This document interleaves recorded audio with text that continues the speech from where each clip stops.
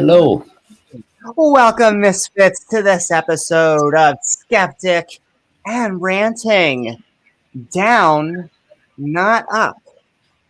Tonight, we'll be watching a video lecture by John C Sanford as he talks about his genetic entropy hypothesis to Loma Linda University with 3 scoopings of skeptic commentary on top. So come join James W., Amy Newman, and Answers in Atheism as we have a genetically good time.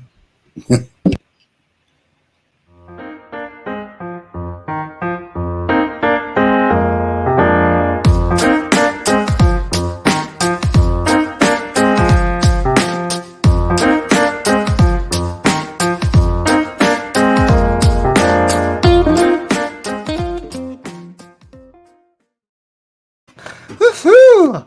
I want to thank everyone for joining us out there on the inner tubes. If you're feeling fancy, don't forget to like, follow, or subscribe.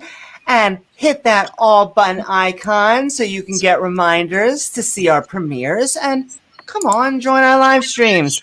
Lastly, if you'd like to see, hear, or have a thought on anything that was said, or give suggestions for future episodes, feel free to leave us a comment in the comment section. We're a skeptic channel, but at the end of the show, we'll be opening up the floodgates, or rather, the... Where's my open mic? There we go. The open mic, you get that. We got it. We got it. Meaning anyone can come join us and say what's on their mind. We'll also give everyone the chance to have their own opening and closing statements. Atheist or theist, liberal or conservative, come as you are. Just, Kitty butt. That's a kitty butt. If you want to do I know. Sometimes kitties have demands. I know. Yeah, they do. Well, thank you for coming on, Speed. I know this is something that I'm sure you know a lot more about than I do, so good to hear what you have to say about it. Okay. And okay, yes, thank you so very much, Speed. And I feel like John C was on your mind, or your, I don't want to say hit list. That sounds too assassiny, but let's just say topics of interest. And right under the kitty butt is Sanford's book. I don't know if you can see it or not, but my cat is laying on it. I mean, on this channel, we've reviewed many creationist arguments, and they always have just fallen short of what was promised. But maybe this will be the one that finally disproves evolution. Yeah, this will do it, maybe. And okay, you can also find our Patreon page at patreon.com/Amy Newman, which helps us make more fun content, including K.O. Champ and Oz from the Atheist Roundtable, but also the Atheist Network Group, because now it's tangy. And thanks, Oz. Ian. Thank you so very much, Ian. Yes, thank you, Oz and Ian. But also a grumpy old... You guys heard that, right? Yeah. YouTube is what they edited my last podcast. Now they're trying to grumpy old... you guys heard it. And not only we know what you mean, but... Princess Diana, thank you so very much, Diana Smith. Woohoo! But not just Diana. There's more. Well, wait, there's more. I had my little magnifying glass. Imagine that I am looking at a magnifying glass and a Bible, or just our favorite rock, because archaeology is just looking back in history. But Dale, Thank you, Dale. so very much, Dale. We think the whole world of you, and we think the whole world of Dave Garr. Thank you so very much, yes, Dave Garr. Mwah. But last but not least, we are sending all brains out there just because I like the brain blushy and we need to show it more. Scott Duke. Woohoo! The Duke is Sending in. love out to Scott Duke. And El Duque. with that. El Duque. El Duque. El Duque. On tonight's episode, Down Not Up, we're watching the daddy of genetic entropy, or rather, John C. Sanford's lecture to Loma Linda University. A sales pitch of sorts on why he thinks evolution may have problems. We've also brought on the Skeptic crew in Answers in Atheism, James W. and myself, to add in a wee bit of commentary on top. So without further ado, are you guys ready for a genetic good time? Yep. Our exclusive interview, commentary with Speed, is only moments away. But first, some more dancing with Otangelo. Dancing with Otangelo? Yeah, why not? Is that a thing? No, that's just... Yeah. Here we go. Oh my. I can't wait.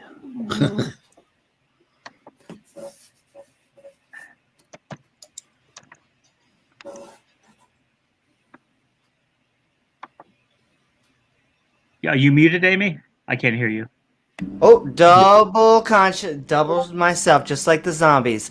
And with all our videos that we watch, if you want to see more John C. Sanford stuff, he's up there on the YouTubes. So we're just going to be watching it unedited. Just his stream of... We're having a real stream of consciousness. And with that, let's begin. I'll take notes. And they do have this is going to be full of exciting and thought-provoking material. It's about God.tv. Well, there you go, ladies and gentlemen. The kind of stuff John Maddox would read on the toilet. Down, not up.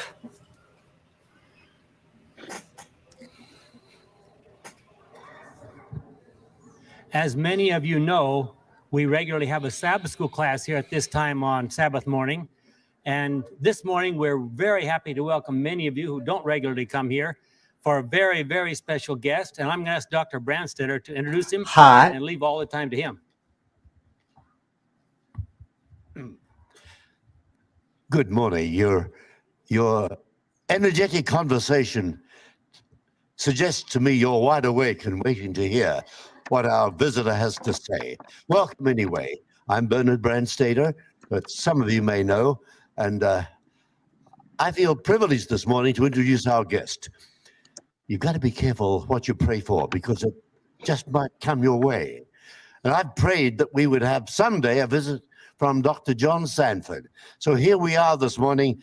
He's here with us. Well, that's a miracle if I ever heard one. Sure, you know why we are privileged.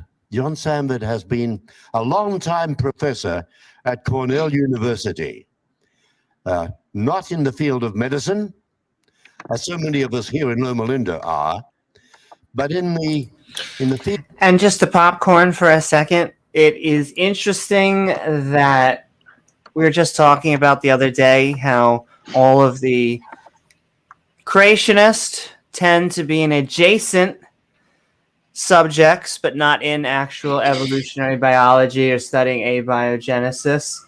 In this case, I don't want to spoil it, but tends to be a similar case. Field of agricultural science and crop engineering, and in that field he has been remarkably successful. To him probably goes most of the credit for what is widely known as the gene gun, which is not an instrument of warfare. It's an instrument of improving crops and making them more productive. And it has improved the welfare of people around the world. but in other respects, John Sanford has made some unique contributions to the science of population genetics. What happens to a population as a result of changes in the DNA? He will tell you about that. All I'm going to tell you is implied in his title here, down, not up. The evolutionary theory tells us that the human race is improving. John Sanford has to tell you that is not the case. That is not what evolution says. Nope. Doesn't say that it's trying to improve us in any way. Just collecting mutations, whether they are good, bad, or otherwise. Okay. We are degenerating, and at a very disturbing rate. In fact, he repeated to me this morning when I asked him, how fast are we degenerating, John? He said, don't make any plans after 2096. Okay. Did he? As a result, I don't know if that's funny because just we're personally going to be dead, or just because they actually think the whole human race in the apocalypse is going to happen. So, ha ha ha. I'd heard 300 years, but this is considerably more negative than that. Yeah, my gosh. They're trying to get rid of us fast. Yes. with his own research, John Sanford has come to persuasive conclusions that indeed our genome is deteriorating. He's put all of these conclusions into a splendid book, Genetic Entropy and the Mystery of the Genome. It's easily available on Amazon. I recommend it to you. And the other thing I must say is that we owe him a debt of gratitude, and I want to do something that we don't often do, but this morning I'm going to pass around the hat and invite you to make a contribution to help pay for the expenses of not only Dr. Sanford, but his delightful wife. Helen, there you are. Raise your hand. Thank you. That's Helen Sanford. They are our house guests in Redlands. It's been a great pleasure to have them with us. And I'd like you to have a chance this morning to say thank you. So when it reaches you, it's up to you to decide how you'd like to express your appreciation. Thank you. So this is Dr. John Sanford. Welcome to Loma Linda, John. These are your friends.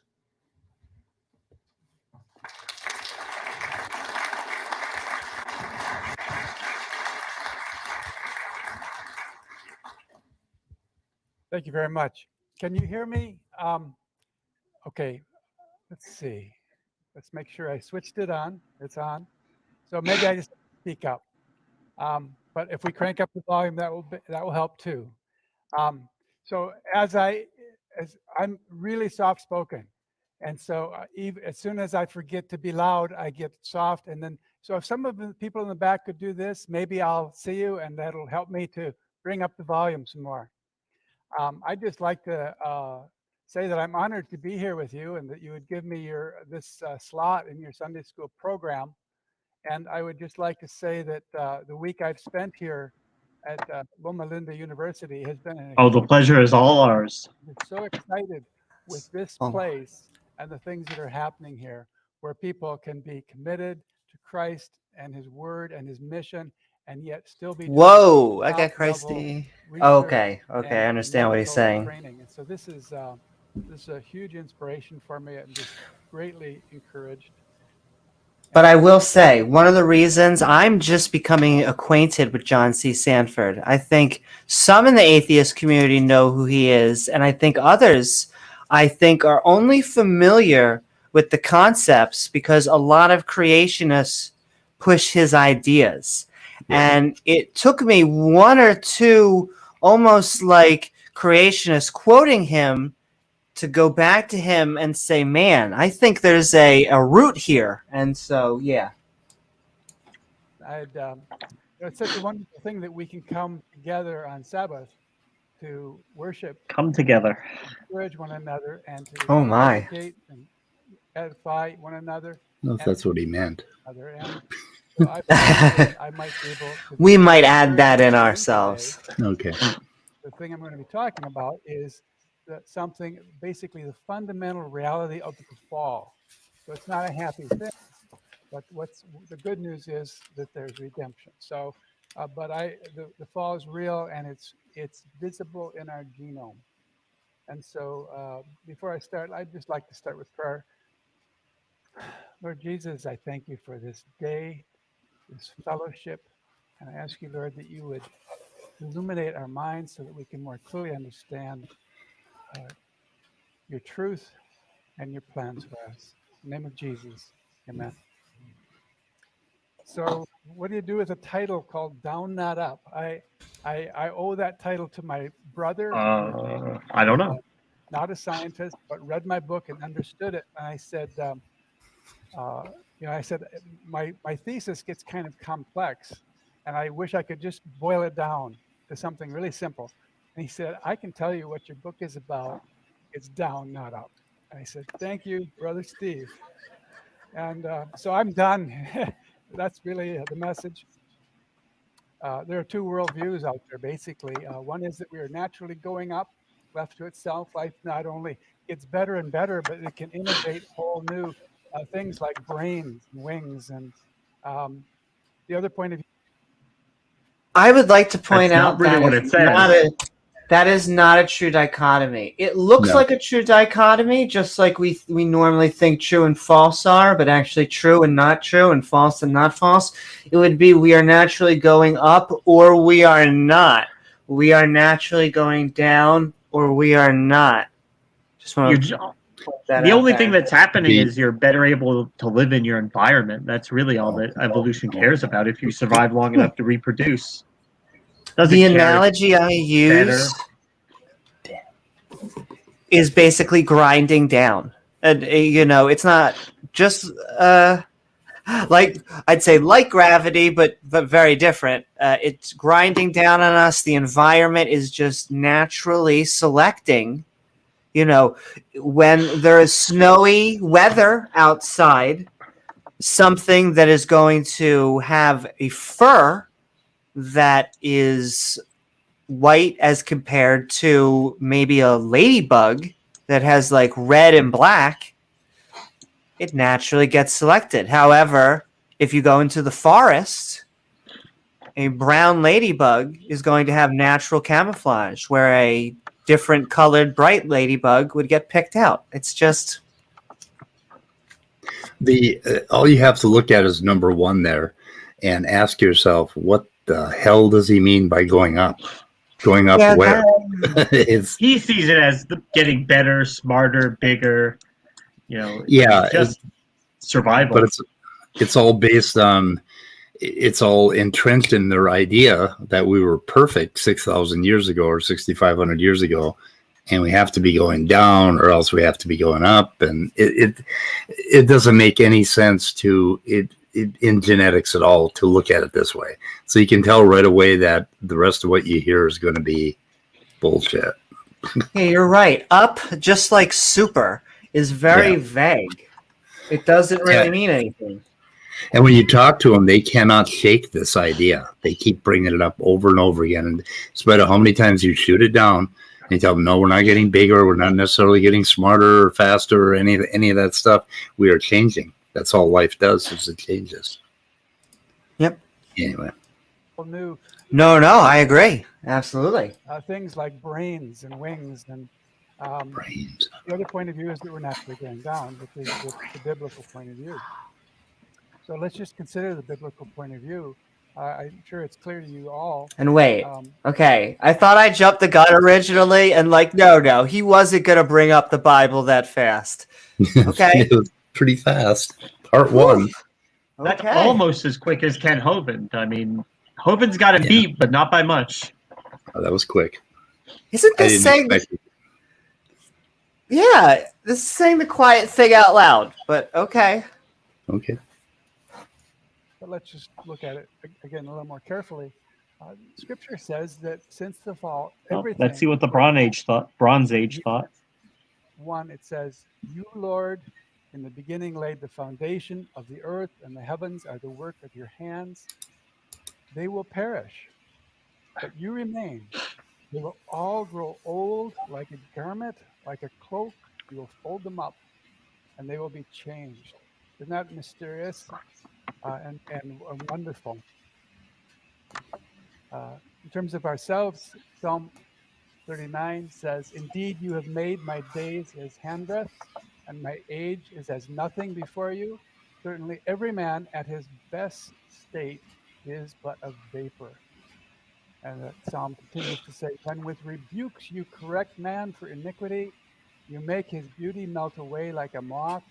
Surely every man is vapor." So Scripture is consistently telling. Ooh, what was that? I want to see that. There was like a little slide. Maybe that was about what he was about to show. Every man is vapor. We are each fleeting like a vapor, flowers quickly fading. We are each dying because of entropy. I think he added the entropy part, right? So yeah, consider the hubris of him, a agricultural researcher, having discovered the science behind these passages in the Bible, right? Isn't that kind of what he's claiming?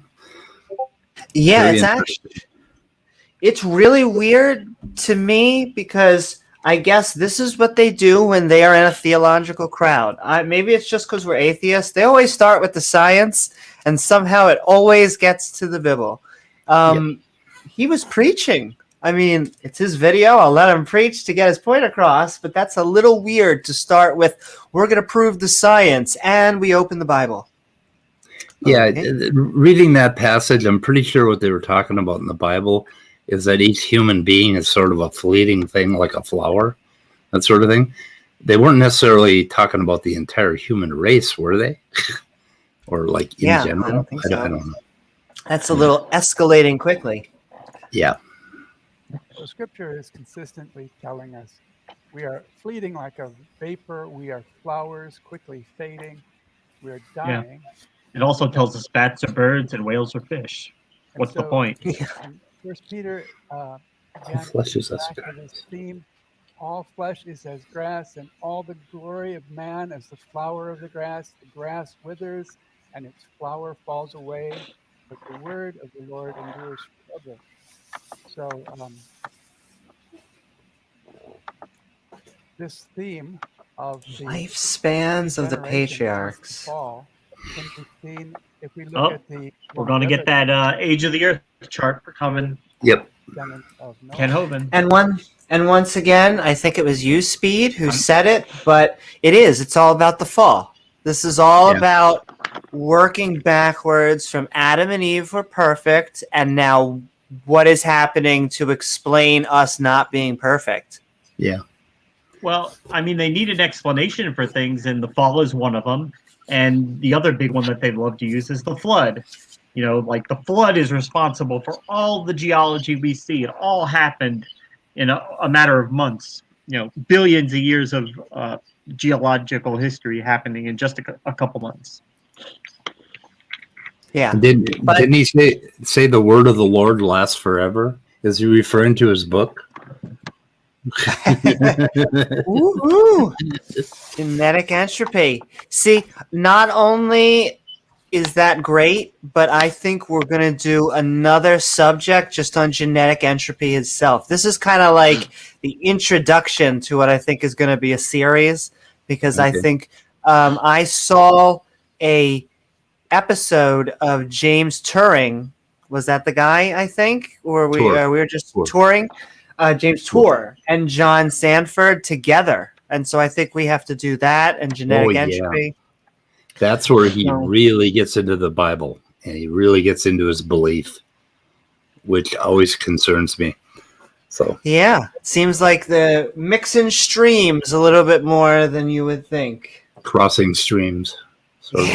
Crossing streams. Too much.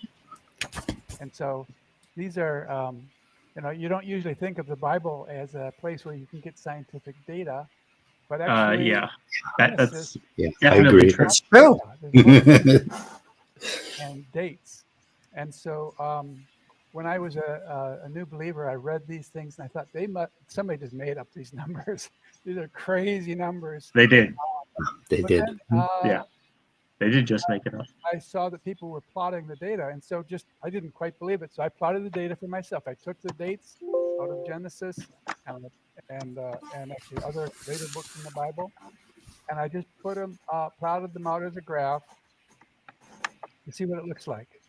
And so this is the plot. On the left hand, you have the scale of lifespan. All right, let's take a look at what's going on here. Declining lifespan, Noah's descendants. Where did these numbers come from exactly? The Bible. It tells you how old somebody was when he died, how old he was when he had kids. Right. Yeah. And they've got this nice little exponential line. They believe you can date the Earth with that method, yeah. Yeah. And there's no way you could fake that. There's no way. Yeah, well, it's not only that, but I mean, it's a little bit of they're making it up. They're picking the Bible and they're making it up. It's a little bit of both because you can say that Noah was 600 years. Well, Noah lived 950 years, born centuries. I think Noah did not live 950 years. He's getting his dates wrong here. Noah lived 600 something, didn't he? Or was he just 600 when he built the boat and maybe he lived to 900? Who knows? I think it was 500 when he built the boat. And by the time the flood ended, he would have been like 600. But I don't know. And I will say, I'm sending a shout out to everyone in chat. I am like a week away from getting OBS properly working and the screen and being able to screen. Oh no, we can screen share. Yo, I can show your comments on the screen. Okay, it's only with certain things. In that case, well, then I'm just sending love to Titan. I'm sending love to David. Well, see, what was happening was with the new layout was with three, maybe I guess 4 or 5 higher levels of people. It was when I showed the comments, the overlay was being moved up. But no, this overlay is doing fantastic. Woohoo! Sending love to Reservoir Gore. In that case, send your comments, no matter if you're on YouTube, Facebook, or Twitch, to Amy Newman. And you can directly say what you think about John C. Sanford. And okay, we're having fun looking at, it looks like, what is it called? Biblical, they have a name, not numerology. There's a specific thing that they made up for it. Maybe chronology, yeah. One of those. Could be about 600 Enoch. years old, and then his descendants. And then you see on the bottom scale are the number of centuries born after Noah, who lived to be 950 years old. And what you see is what any biologist immediately recognize as a biological decay curve. And so it doesn't look like the author of Genesis. But I love that. What they're basically saying is, look, they go down in the Bible, and then it goes all the way to like 100 years old, and that's like about how long we live. Isn't that a coincidence? No. You mean they got closer to reality, and now it looks like reality? I mean, you can tell what's going on here. He's begun with his conclusion that the Bible must be true, and he's worked backwards to try and weave together something that gets him there. But yeah, I'm a little concerned about that curve. Does this mean that in 2100 we're going to live to like 14 years old or something like that? Or yeah, I guess so. According to the Bible. Problematic. I don't know. Don't worry, Speed. By then, God will cleanse the entire earth with fire, and we'll all be in hell. Right. Yeah, that's what they're hoping. It's going to happen. Because what they are saying is that's the end of the human race. They are basically saying we're eventually going to get down to where we won't be able to be old enough to have babies, and then we're gone if genetic entropy, right? Unless it ends. Yep. I feel like there's a Twilight Zone or a Red and Stimpy cartoon that either cross that subject. Just We are not in Kansas anymore. And in fact, the last two, the middle two dots are What the? Moses and Joshua, and so, and the last Duh. dot, just to bring things to completion, is the lifespan of Jesus. And so we're talking about the lifespan from Shem to Jesus here. Wait. Those are all the Jesus details died at like in that 30 if in the he Bible. lived, right? And If he it's was a just person. pattern. Yeah, I but think they nailed him on. It was between 30 and 35, somewhere in there, I think, is Bible. the dates That's go. clear. And that's not our lifespan now. So what does he say? Like, look, our lifespan was 30 back then. It's actually gone back up. So does that mean the genetic entropy goes down and then back up again? Ooh. I got to find that graph somewhere. And we can, at the end, we can also revisit it. Or, Let's try to portray a biological decay curve. But I don't think that's very likely. So this particular graph is one of the strongest, as a scientist, one of the strongest evidences for me that Scripture is telling us, not speaking figuratively, not speaking creatively, but telling us history. And it speaks of a decline. So let's just jump. we have not talked science yet. Oh, good. Just on time. Change channels for a second. Now we're going to look Part 2. at the view of degeneration. You know, entropy and the second law of thermodynamics are natural laws. These are They have a fetish for the second law of thermodynamics. Yeah. I'm told that Einstein considered the second law of thermodynamics the most important natural law because it overrides all other laws. And so, what does people that argue even about mean? Exactly how to define entropy and the second law, and physicists would define it a certain way and reduce it to a formula. But I'm using these more in the common language. If you Google entropy, what you'll come up with is degeneration, decay. And so, so let's just call all of this just the law of degeneration, and let's just see if it's applicable. Degeneration, we know, applies to energy systems. The second law basically says energy always dissipates. You start out with useful energy, and it dissipates into diffuse heat. And so we know that energy always degenerates. Physical order. Think about your home or your apartment, and what would happen if people stopped taking care of it, and how quickly it comes unglued.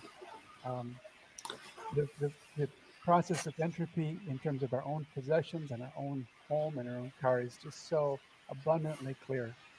And you know, this process of degeneration applies to information. Have you ever seen how information degrades as it passes from one person to another? And pretty soon the information is... Whoa. It depends on what you mean by that, because information can degrade because humans are fallible machines. So when we're transferring data, we do the whisper down the lane. But if you take a file, you should be able to copy that file a million times and still get the same data. You may get an error. I'm not saying you're not going to get an error in there. It's not 99.9%, proof. But besides that, there are ways to minimize that without getting degeneration, or not a lot. Seriously messed up. How many of you think that 100 years from now, the information in your computer will still be preserved? Once again, that is a delicate question. You could just swap out hard drives and keep on making things over and over. I want to know where this gets us to our genes actually degenerating. Is information is systematically degrading. Even the information in our brains has to be relearned repeatedly. And so biological information is also subject to degeneration, which is really a large part of what we're going to be talking about today, is the biological information that makes life is coming undone. And so we're going to be looking at the fact that I love a young crowd. populations of organisms Yeah. are subject to this same process. And so from a strictly scientific basis, it would seem obvious that this should apply, that this is applicable across the board, degeneration. So entropy, if we look at this concept of entropy, it means that everything's degrading apart from one thing: intelligent intervention. I really like. I don't think that's what entropy means. Because, in our life, we do.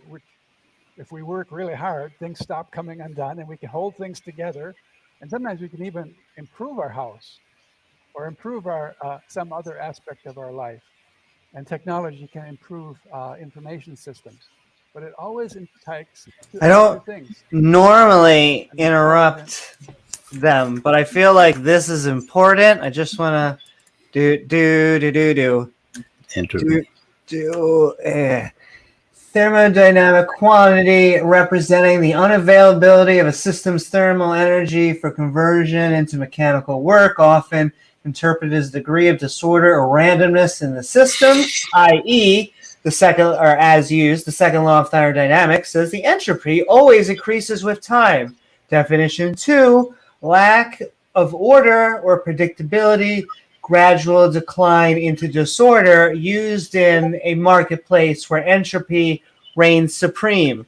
No DNA or God or wow.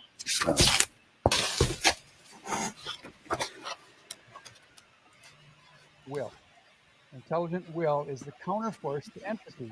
That's the only reason why our lives aren't utterly ruined. And so we work at it, but we can hold back the force of entropy. And so I would just like you to consider, people often ask me, what do you think as a geneticist, what would have stopped mutation in the Garden of Eden? And I believe it is. We got biblical real fast. The will of God can sustain all things. God is sustaining the whole universe right now. But before the fall, God could sustain everything, including the genome. And people ask me, well, how can you believe in a literal heaven where we will have imperishable bodies, incorruptible bodies? Well, God's will have been fully restored. And where God's will is fully in force, he can sustain every atom in our body. And we don't have to worry about things coming in, because every time a little something comes apart, he can go in and fix it. That's my personal take on entropy before the fall and after his return. So let's now look at the genetic view of degeneration. So here's some good news. Mutations are killing us. Ooh, I hope someone laughs. I think that was his version of a joke. Did I miss anything good? We're all about to die, apparently. That's a pretty good joke. So mutations are killing us. Typos in our DNA code, molecular mistakes, entropy on the genetic level, about 3 per cell division. Yeah, he transferred from part 1, the Bible, which is always good when you want to convince people that don't believe in your view. Start with the Bible, though I think he is talking to people that mostly agree with his view. But to be fair, he probably doesn't have much else to talk about. He probably doesn't have anything else any other evidence for it, so he's got to go with the Bible. I just want to point out something. There's they refer to this paper all the time, Kondrashov. It's Alexei Kondrashov. And Why Aren't We Dead 100 Times Over? Well, he wrote a real book on the crumbling genome. And Kondrashov's conclusions were, we don't know. And I looked in the index, and there is no entropy or genetic entropy anywhere in this book. So it's just a misuse of the term, sort of a scare term. But genetic entropy is only a thing in the mind of creationists and John Sanford. And it has taken hold nowhere else.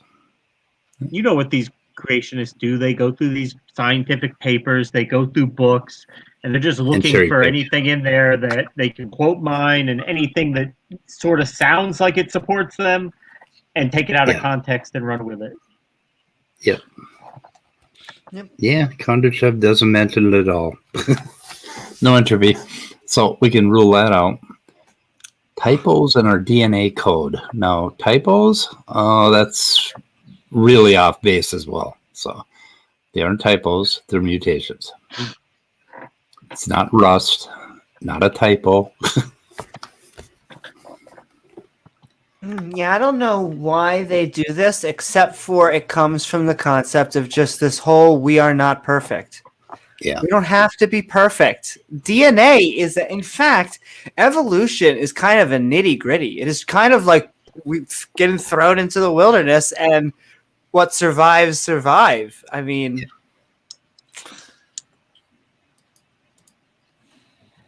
and it would be, I'd say it in a much more sober way, except we all know it. I'm not telling you something new. Mutations are just typographical errors, word processing errors in our DNA code, which contains the specifications for life. And so they're molecular mistakes. Mutations are literally a product of physical entropy in the way that a physicist or chemist would speak of it. It's because of atomic mistakes, which result in molecular mistakes, which result in defective genes. And so entropy is expressed at the genetic level, and we experience it in a very personal way. As we've studied the mutation process, we've been more and more shocked to learn at how high the mutation rate is. The mutation rate in our bodies is approximately 3 new mutations every time a cell divides in your body. So when you existed as a zygote, there would have been 3 new mutations. And I will say, it says it's from 2012. Somehow it looks like it's from the 1970s. We'll let you decide. And I saw another comment, I think from Grumpy, but that is absolutely right. That tends to be their strategy, is trying. What they do is put the cart before the horse, and that is an entire, almost, I would say, a strategy. They go, look, we have these codes that we have made and created. Now, doesn't that mean that all this DNA and information and transfer of data and blah, blah, blah, blah? Well, no, it's actually for billions of years, non-conscious, natural, you could call it codes, but the genetic transfer of information has been going on for billions of years, and it was going on before consciousness was even a thing. But that is their hammer. Well, he says in his book that there are. It's been accepted that there are between 30 and like 140 mutations per generation. And he settles at the number of 100, right, to make it easy. And he actually adds them up. So he claims there are 600 billion mutations per generation. Okay. And by that same logic, he just said that there were 3 mutations per cell division, which is probably accurate. But there are 10 quadrillion cell divisions in the human body over a course of a lifetime, the average lifetime. So that means we have 30 quadrillion or 30,000 billion mutations, and we only have 3.2 billion nucleotides in our genome. So according to his own logic, I don't think we could live much past about 6 or 7 years old. Yeah, we'd be falling apart. Yeah. Maybe I'm younger than I thought. I don't know. Woohoo! I mean, cells. Both of those cells would have about. Well, this is little Pee-Pee's specialty right here, the code argument. And the code argument, yeah. That's kind of a scary thought. So Michael Lynch, a very well-respected population geneticist.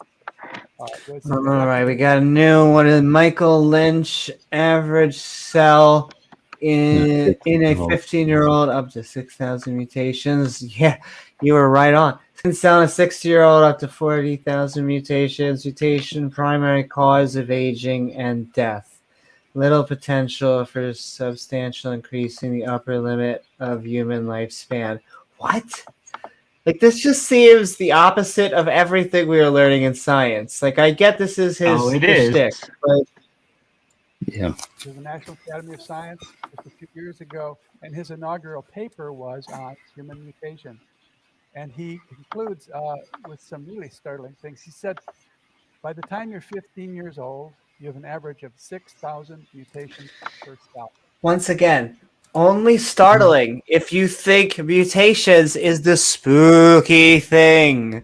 Right. But it's not. It's you. There are tons of benign. In fact, the majority of mutations are benign.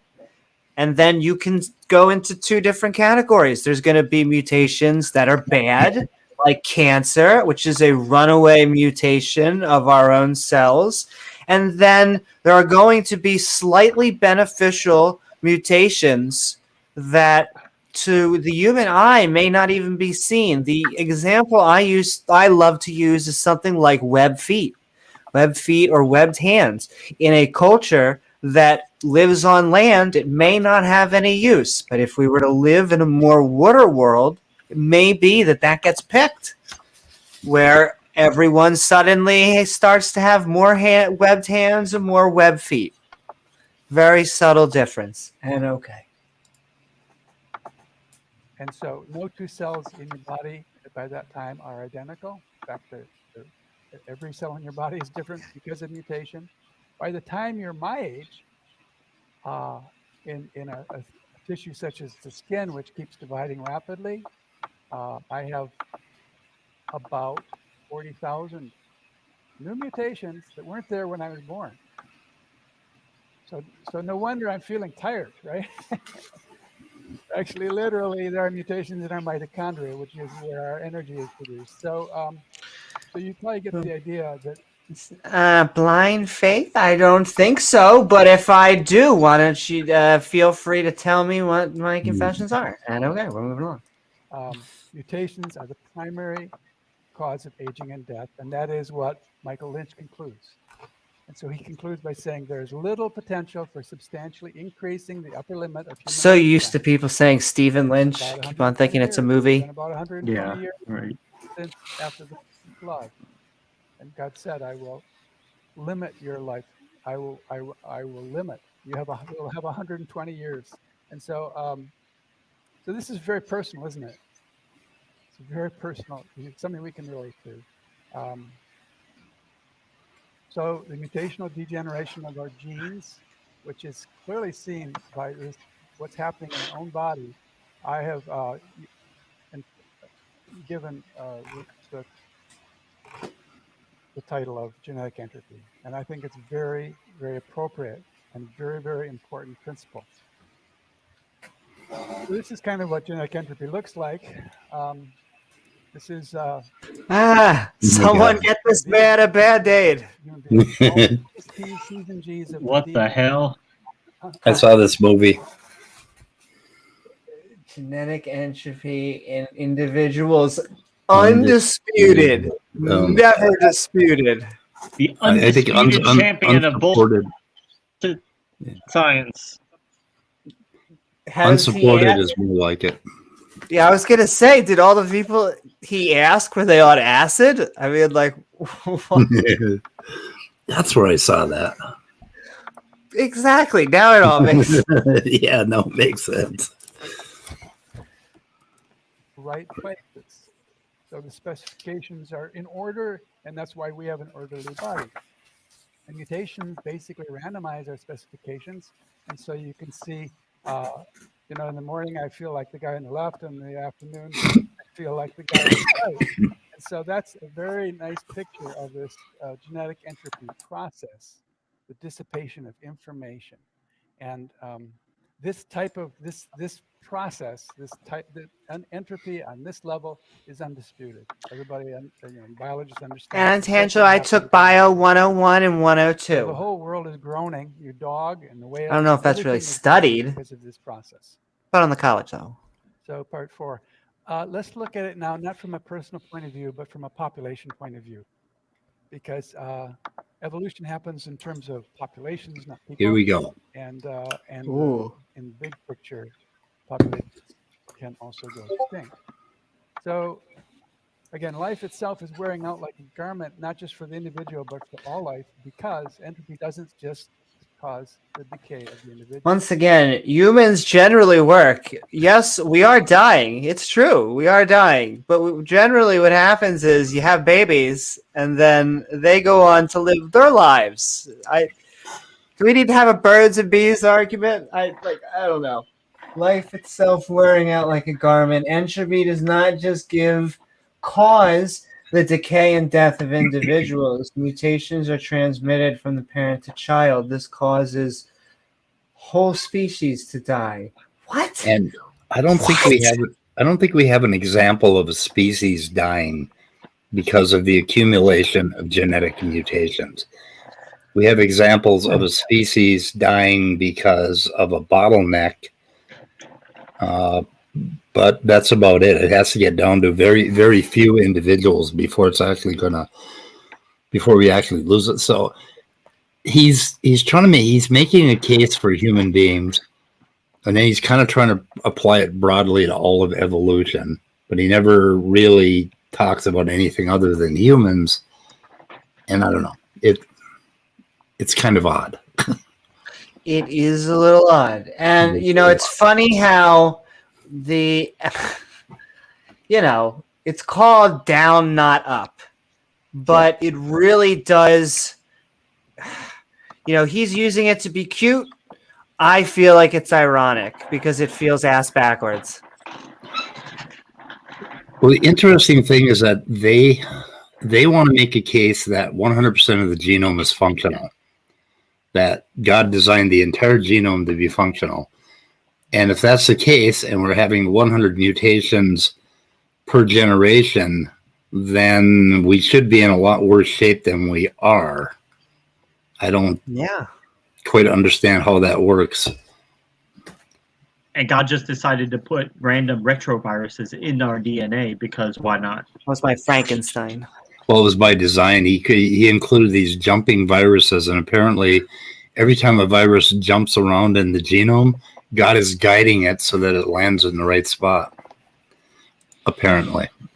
Yeah, guy, it's mysterious. Where's my? Kind of like right they're here. kind of like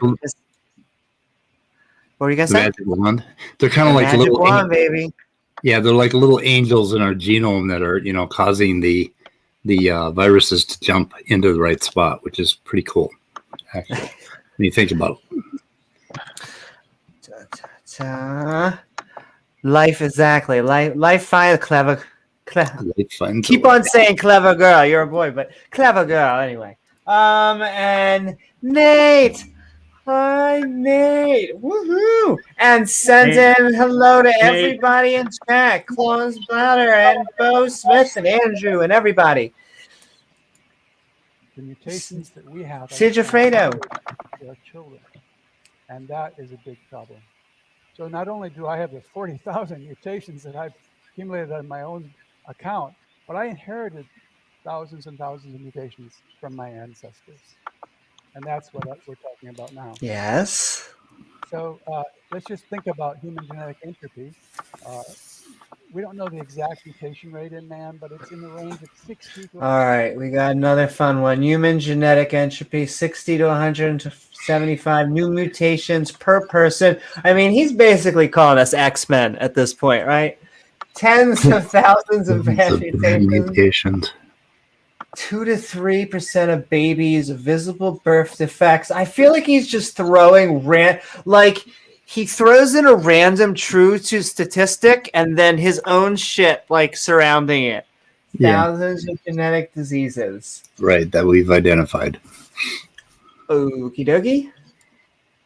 175 new mutations per person per generation. Now that's let's just call it Sup, pasta. My heart's 100 new backwards. mutations per person per generation. Now that's lower than the 40,000, isn't it? I mean, fortunately, our reproductive cells are sequestered by design so that they have less cell division. They're kind of set aside early during embryogenesis so that there's minimal cell division and minimal mutation.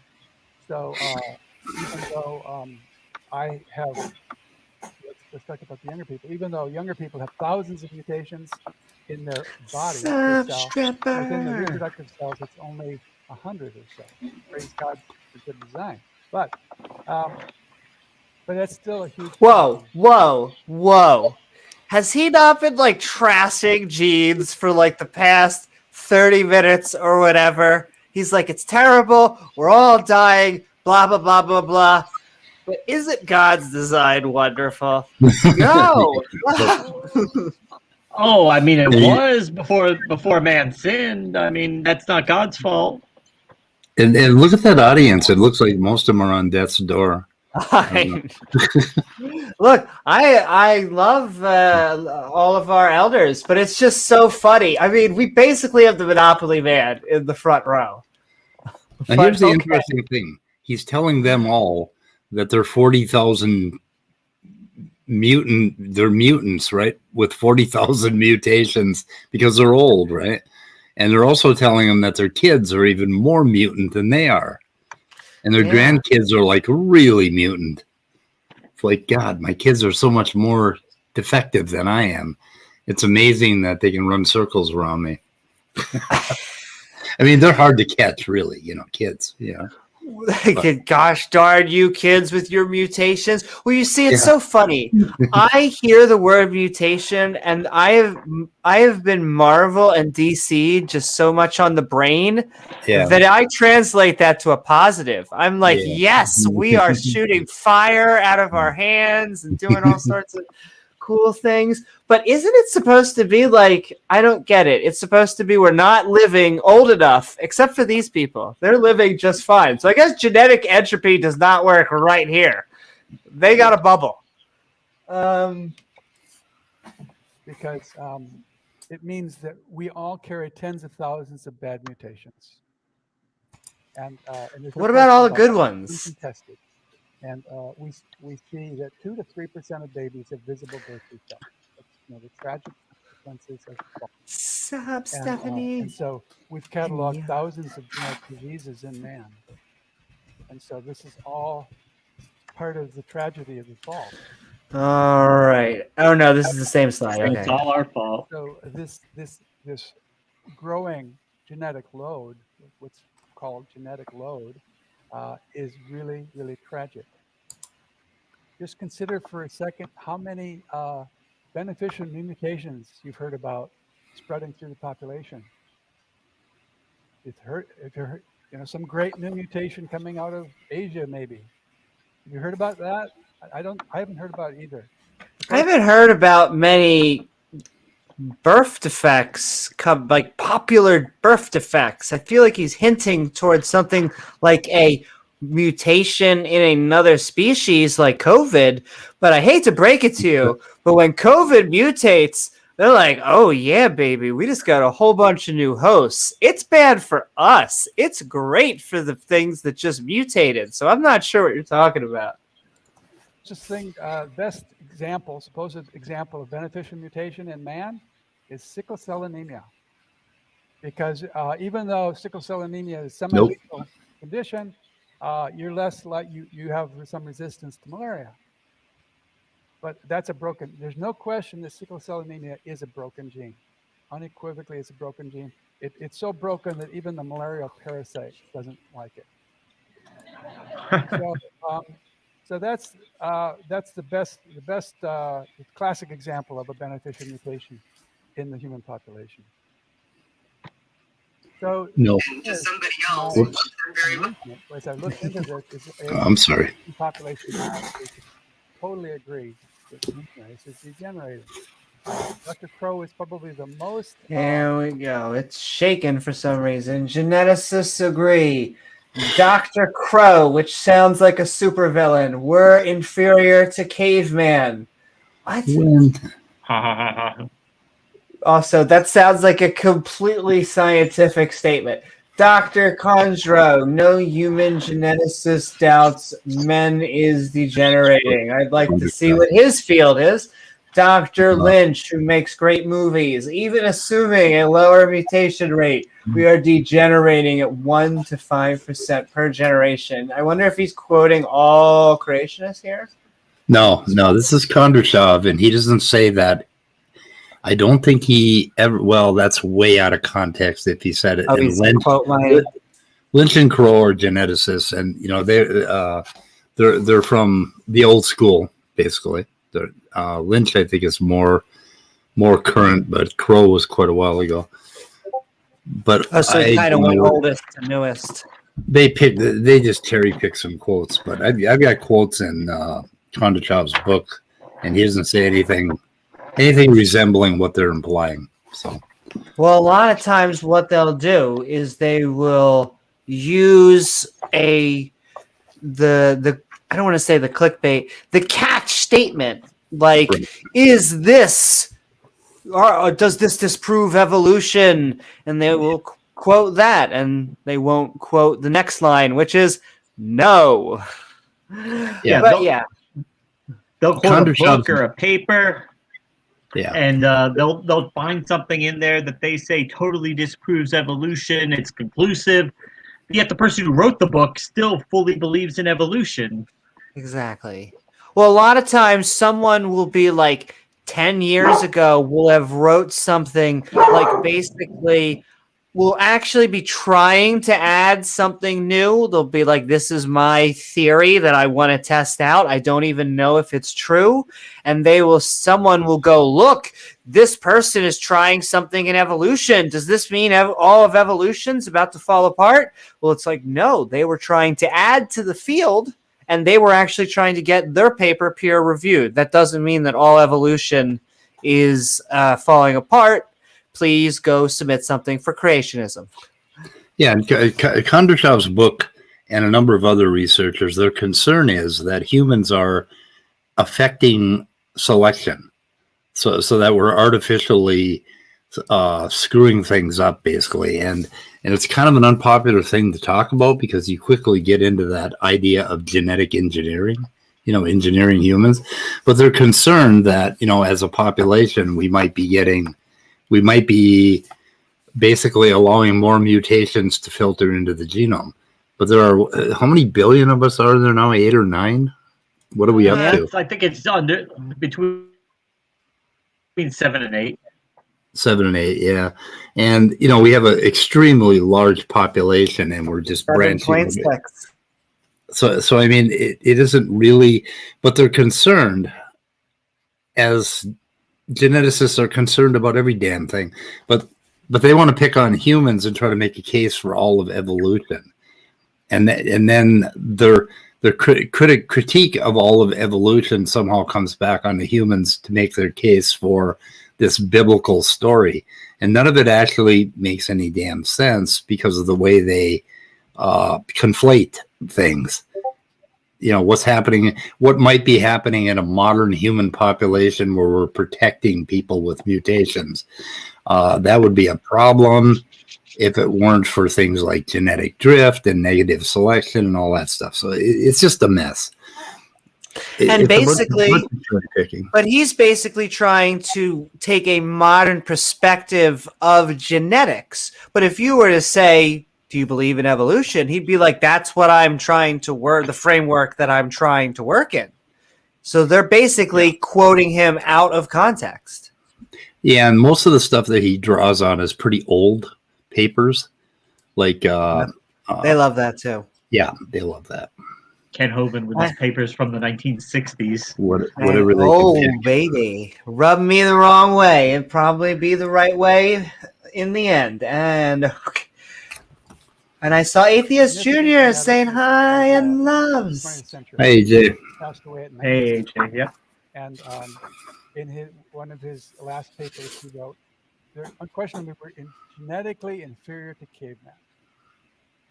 And Dr. Kondrashov, a high-level population geneticist, well-respected, said no human geneticist doubts that man is degenerating. And Dr. Lynch, again, the one that I mentioned here in his recent because he paper, said so. said even assuming a lower mutation rate, we are degenerating at 1 to 5% per generation. So how long can that last? How much time has passed? I mean, he's basically I guess we giving should have our been dead species 1,000 years ago. I mean, he's basically giving our species a death clock. He's saying the end of the human race is nigh. Yeah. I think he says 300 years or something like that was one of his estimates. I heard that from Stanley. Stanley for standing in poop, that guy. Strangling the truth. Yeah. It's amazing. Michael Lynch's paper, he says, in the next few centuries, we will see significant incapacitation at the morphological, physiological, and neurobiological levels. What can we say to that? I guess I say, come soon, Jesus. Kinky. So Michael Lynch ends his paper by saying, the problem is we just don't have enough death and suffering. We don't have enough natural selection operating. And he makes an extraordinary proposition. Yeah, we're largely keeping people alive who 10,000 years ago would have been dead. We're becoming less fit, technically, but I can't tell if he was saying that's what he wants or is coming, or that's what this person was saying. I couldn't tell if he was making fun of the concept or pushing the last statement forward. It was a little hard to tell. More death and suffering. Go back. I mean, you can replay it if you want. Yeah, I don't think it was us. I think it really was a little bit. Let's see. So Michael Lynch ends his paper by saying, the problem is we just don't have enough death and suffering. We don't have enough natural selection operating. And he makes an extraordinary proposition at the end of his paper. We'll just have to go to the third world where there is more death and suffering, where there's supposedly less genetic damage happening.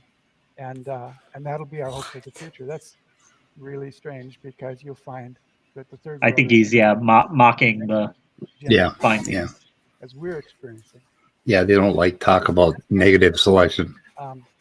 Is a question. The evolutionists would say, well, this has been going on for a long time, but in the ancient times, natural selection was stronger. There was more ruthless survival of the fittest. And the degenerative process could be stopped. That's one of the things what I've been looking at, and it's really interesting. Welcome, Pat. Hey, Pat.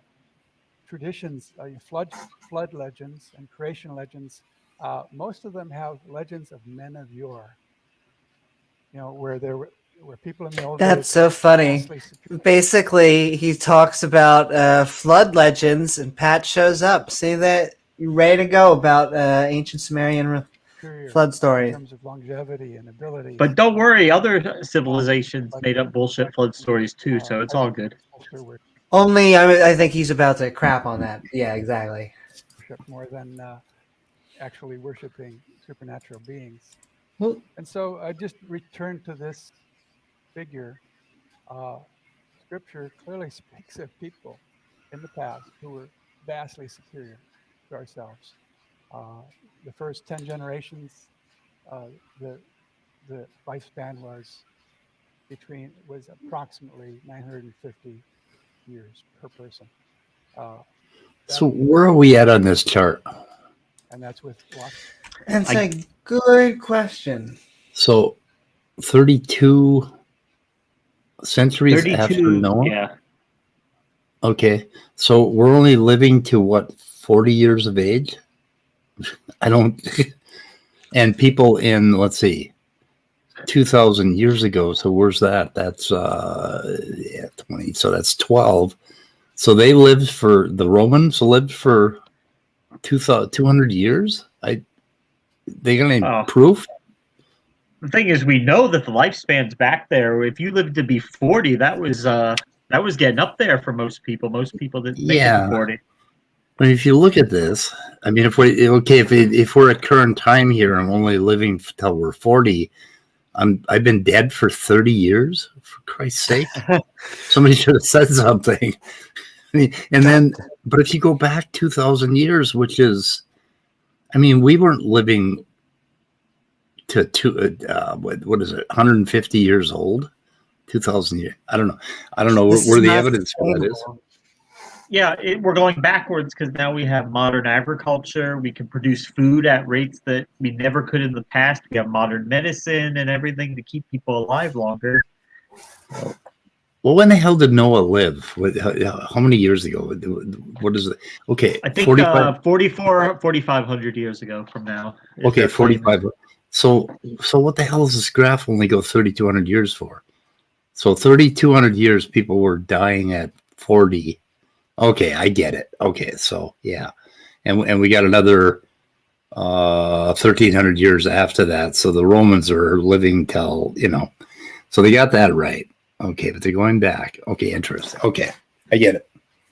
But if that line keeps going down, that means we're dying at age 3. I was going to say, this is not sustainable. Like, what they don't show us is, like, here we are, we're having fun, we're being old, and then everyone dies. That's what they're not showing you right there. But I mean, a lot sooner than, if you follow that curve down, and they claim that curve is just, that can't be by chance. I mean, it's so mathematically perfect, the fit of that curve.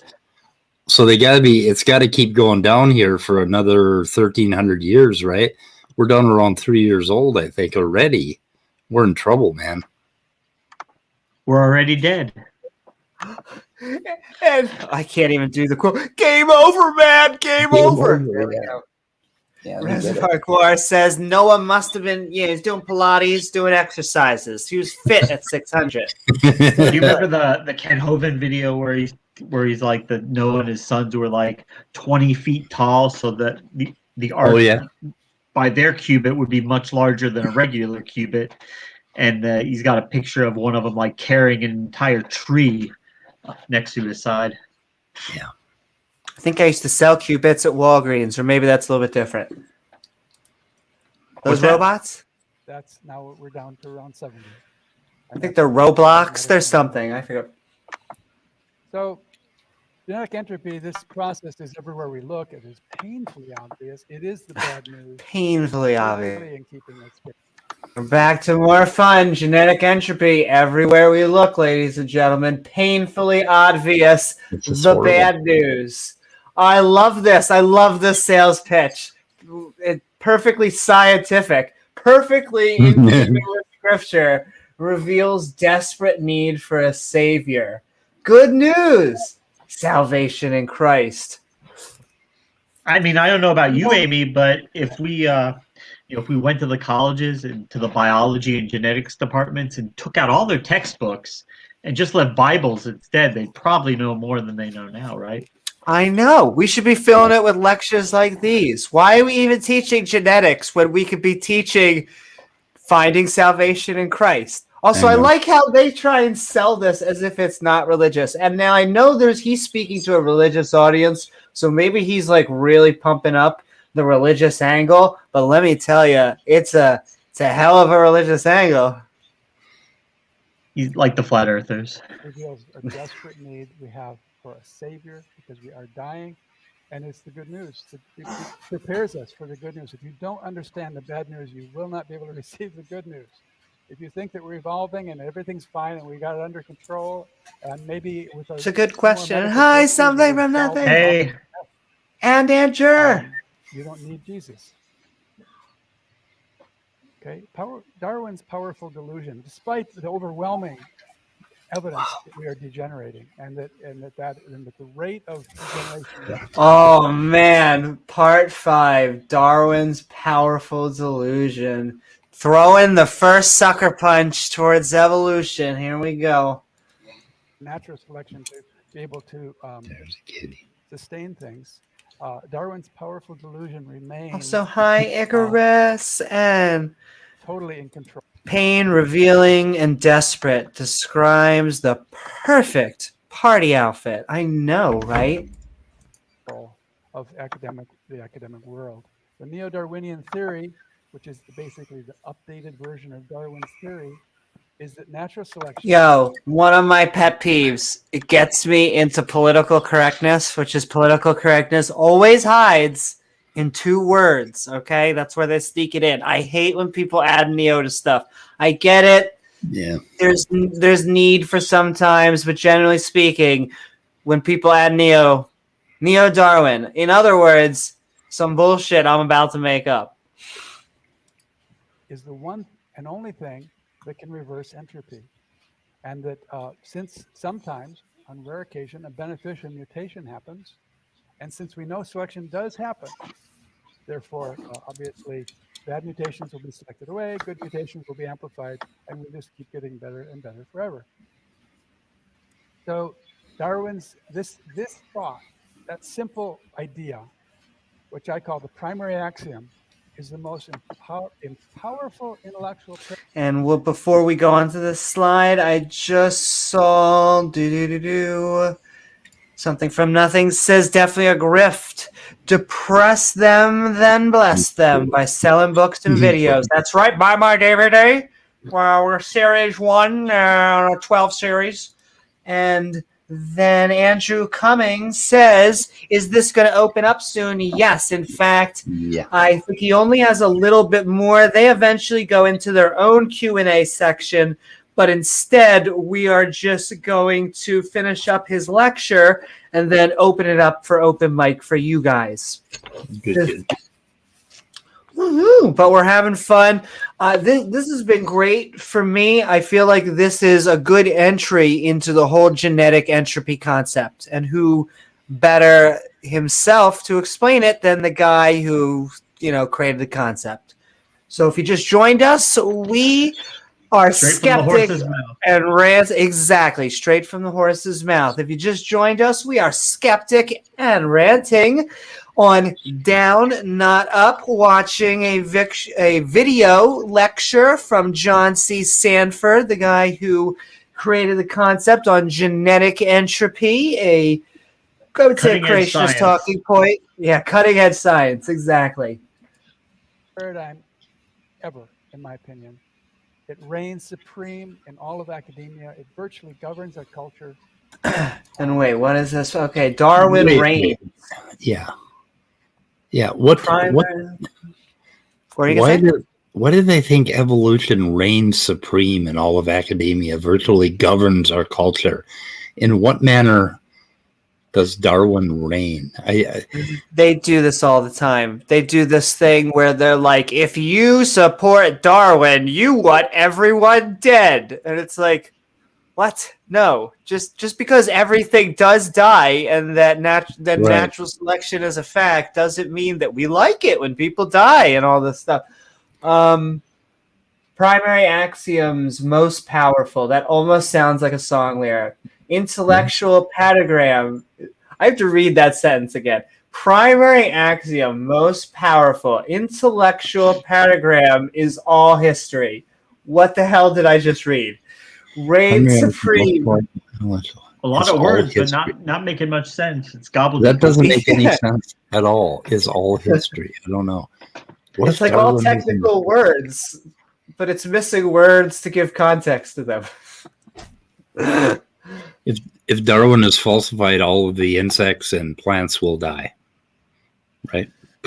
Yeah, I guess so. It's all gonna die. It's gonna be like Independence Day. Reigns supreme in all of academia, virtually governs our culture. Another thing that makes no sense. Like, people are going around being like handing out Darwin textbooks. Like, have you heard of Charles Darwin? What if Darwinism falsified? What if Darwinism falsified? What if English? All right, let's go forward. Well, good thing it hasn't been. So we'll cross that bridge when we come to it. Yeah. And I'd just like to ask you, what if this theory could be falsified? Word salad. You could falsify. Most of the young people who leave the church. One of the reasons why evolution is one of the most well substantiated theories in science is because the past 100, 200 plus years of people trying to disprove it and in effect helping prove it. Just like Einstein, when he didn't believe in quantum mechanics, kept on trying to disprove it, ended up just proving it more. But you could try and falsify it as well. Why are you leaving? Because they've been persuaded that evolution makes God a fairy tale. And if you go in Europe, the typical answer when you say, do you believe in Jesus? The answer is, no, I believe in Darwin. And for myself, when I was in high school... And not going to accept that crap. All right. So... Has anyone ever been asked the question, are you a Christian? And you go, no, I believe in Darwin. I feel like everyone should be offended. I feel like the theistic Christians should be offended, the fundamentalists should be offended, and definitely the atheists. So all sides should be offended in that straw man. But okay. My science class. Sup, atheist, Mama Bear? I became an atheist in high school. Yeah, what happened after that? And so wouldn't it be a big deal if we could falsify Darwin's theory? Well, it turns out that Darwin's theory is coming down. And there was a really exciting... Only in their minds. The rest of the world, no. Oh, that is the... I've got the book from this particular seminar that they did. I think this is, what is his name? Cell Cordova puts it out.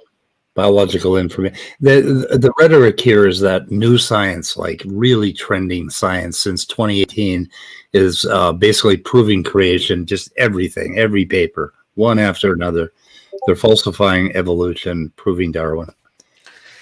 Yeah, and the funny thing is, they will never prove creationism by trying to disprove evolution, which is something that they consistently don't seem to understand. Is stop trying to disprove evolution, because it's been well known for hundreds and hundreds of years, and publish creationist papers. I mean, it's amusing to watch them try, but yeah, if I were them, I would find another hobby. Organize myself and some and it was entitled Biological Information, New Perspectives. And basically it was over 120 people gathered. Woo! Let me tell you, there's a whole bunch of videos I see in our future. 25 speakers. They got all their shit. I like it. I'm just getting into this concept. Systems is astounding, wonderful, fearfully and wonderfully made. And number two, it is coming undone. And this concept. Oh, and Bo Smith, this is actually a biologically autonomically correct heart with the valves and everything. This is what the heart should look like. Woohoo! Is it to scale too? No, I don't think. Well, only for me. This is how much. Molecular biologists, computer scientists, all these people came together, and we were reading one thing, and that is that Darwin was wrong. So you've heard the story about a dark room, and there's or several blind men who discover an elephant, and one of them touches the trunk and says an elephant is like a hose, and another one touches a leg and says an elephant is like a tree. This is a little bit in reverse. What's happening is molecular biology biologists are looking at the backbone of Darwin theory, and they're saying Darwin was wrong. All right, let's take a look at what's going on here. Darwin's mechanism fails. Molecular biology. We're just pointing to the skin. This is a weird graph. Well, to the bump on the back. Yeah. Yeah. Is that just like saying that's a bad thing? And the elephant. Theory. The elephant is the elephant is thinking about information theory. Is that what the pointing at the elephant's head? I know. It's just such a weird thing. I guess so. Population genetics just pointing to the tusks somehow. Well, and then thermodynamics. Yeah. I don't know. That's really funny. That makes me think of now like a rocket elephant. Now, this A is, rocket elephant? Yes.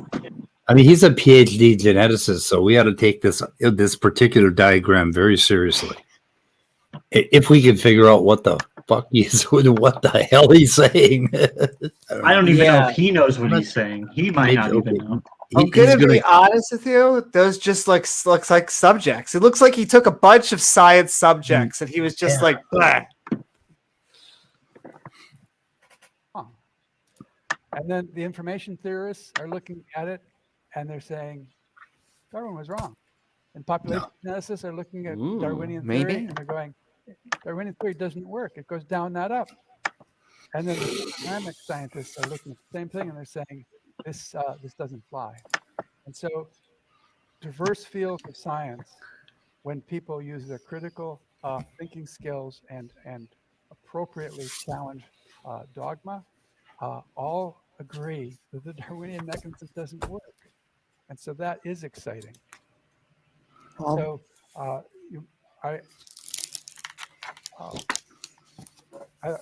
this was a book that took me like 5 years to put together, basically re-examining my own Darwinian commitments. There you go, ladies and gentlemen. You want to buy his book? Right there. Yep. Buy my book. Decades as a scientist, because I never critically examined it. It must be true, because all the authorities around me said it was true. And I examined it very, very carefully. And I found it logically. Super serial. Hi, Lucifer Almighty. The literature in the field of population. Can I say hi to Bible Burner? Hi, Bible Burner. Hey, Bible Burner. It didn't work either. Although it was their trade secret. They didn't advertise that. I don't think so. I think they exploited that poor elephant. Book is the most powerful argument against Darwin's theory.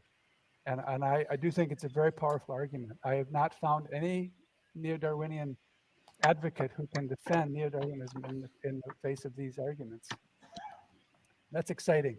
I actually think there is one more even stronger evidence, and that is even stronger than that. Wow. I mean, it's been really strong so far, but stronger? Yo, I knew it. They do these numbers games. It's been. I'm only just getting into this too, because it's almost like if I think that religion is a superstition, the numerology is like the conspiracy part of the superstition. It's like if you add up this number and then you go over here and then actually on a full moon you open the page and it's like okay, whatever. The final straw. I think it's the final straw man. The final straw man. They're going to talk about Mendel's accountant, which hasn't held up very well, I think. I'm not sure if he'll actually mention it, but that's what he means by the final straw. The final straw, break the back.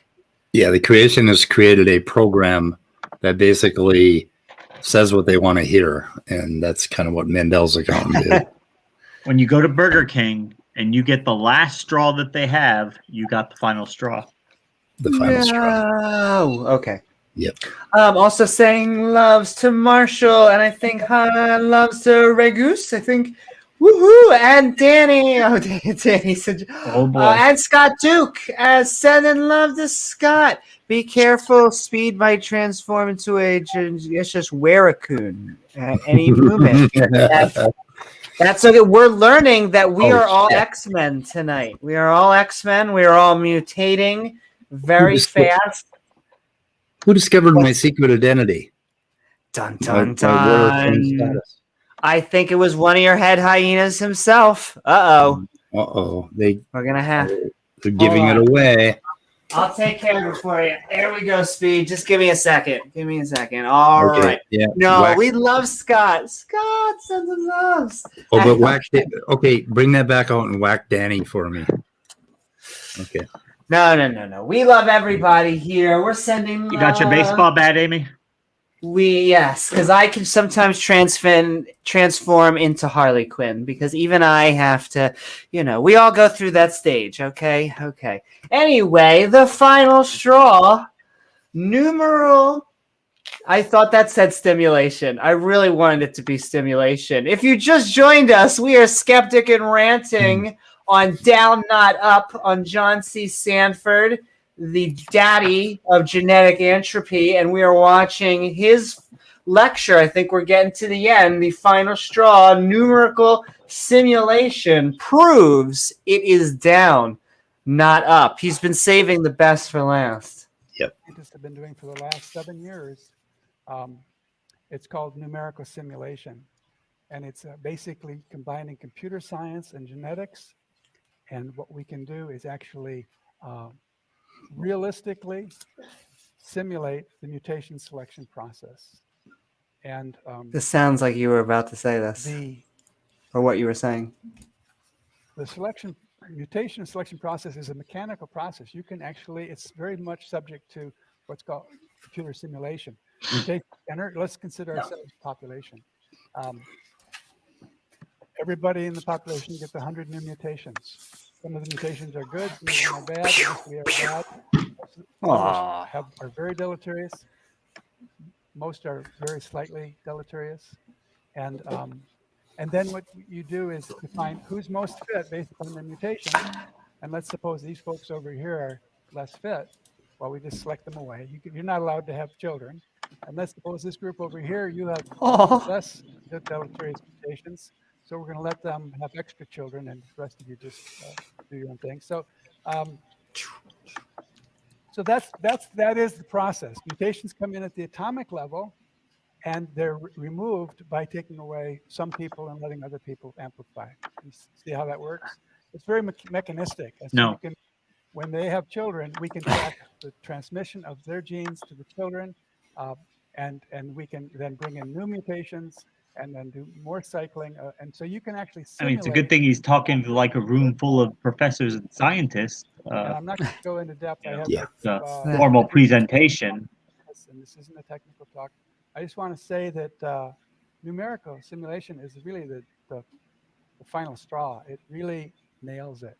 The Darwinian mechanism. We can show. I can make a Jesus joke. That the Darwinian mechanism doesn't work as advertised. Yes, selection happens. Yes, you can have adaptation. But the net of all the mutations, even after selection, is down now. I was just hoping he was hanging around. It's a reach. So, it's a reach. Here it is, Mendel's accountant. Quickly show you a reason for said that. So, in fact, okay, could you pause? Yep, there we go. Okay, I got a problem. So he said that it's entirely mechanistic, and we can simulate it. If we had a computer the size of Venus, we'd have trouble simulating 3 generations of an insect population. Simulating it, we can simulate certain models, and that's all we can do, and that's all we're ever going to be able to do. You cannot simulate something as complex as the genome. And he claimed that we could. Why would that take so much? Why would that take such a huge computer? What's the because why is it because so? Of the complexity involved in simulating, like what Mendel's accountant does is they use like I don't know if they have like 100 or at most like 1,000 genes, and they're leaving a whole lot out because you would have to simulate almost everything that's happening at the molecular level in order to actually figure out what happens in any one generation. Plus you'd have to simulate the entire environment for those things. And, I've sat down and tried to write various or written various population experiments in Python. And within days, when I tried to add varying rates of death and overlapping generations and all of that, when you add any of those things, which Mendel's accountant doesn't account for, your complexity of the program just blossoms. And it blows up, so you can't simulate it. I would also like to point out that Mendel's accountant, the program comes from an extremely non-biased source, which is him.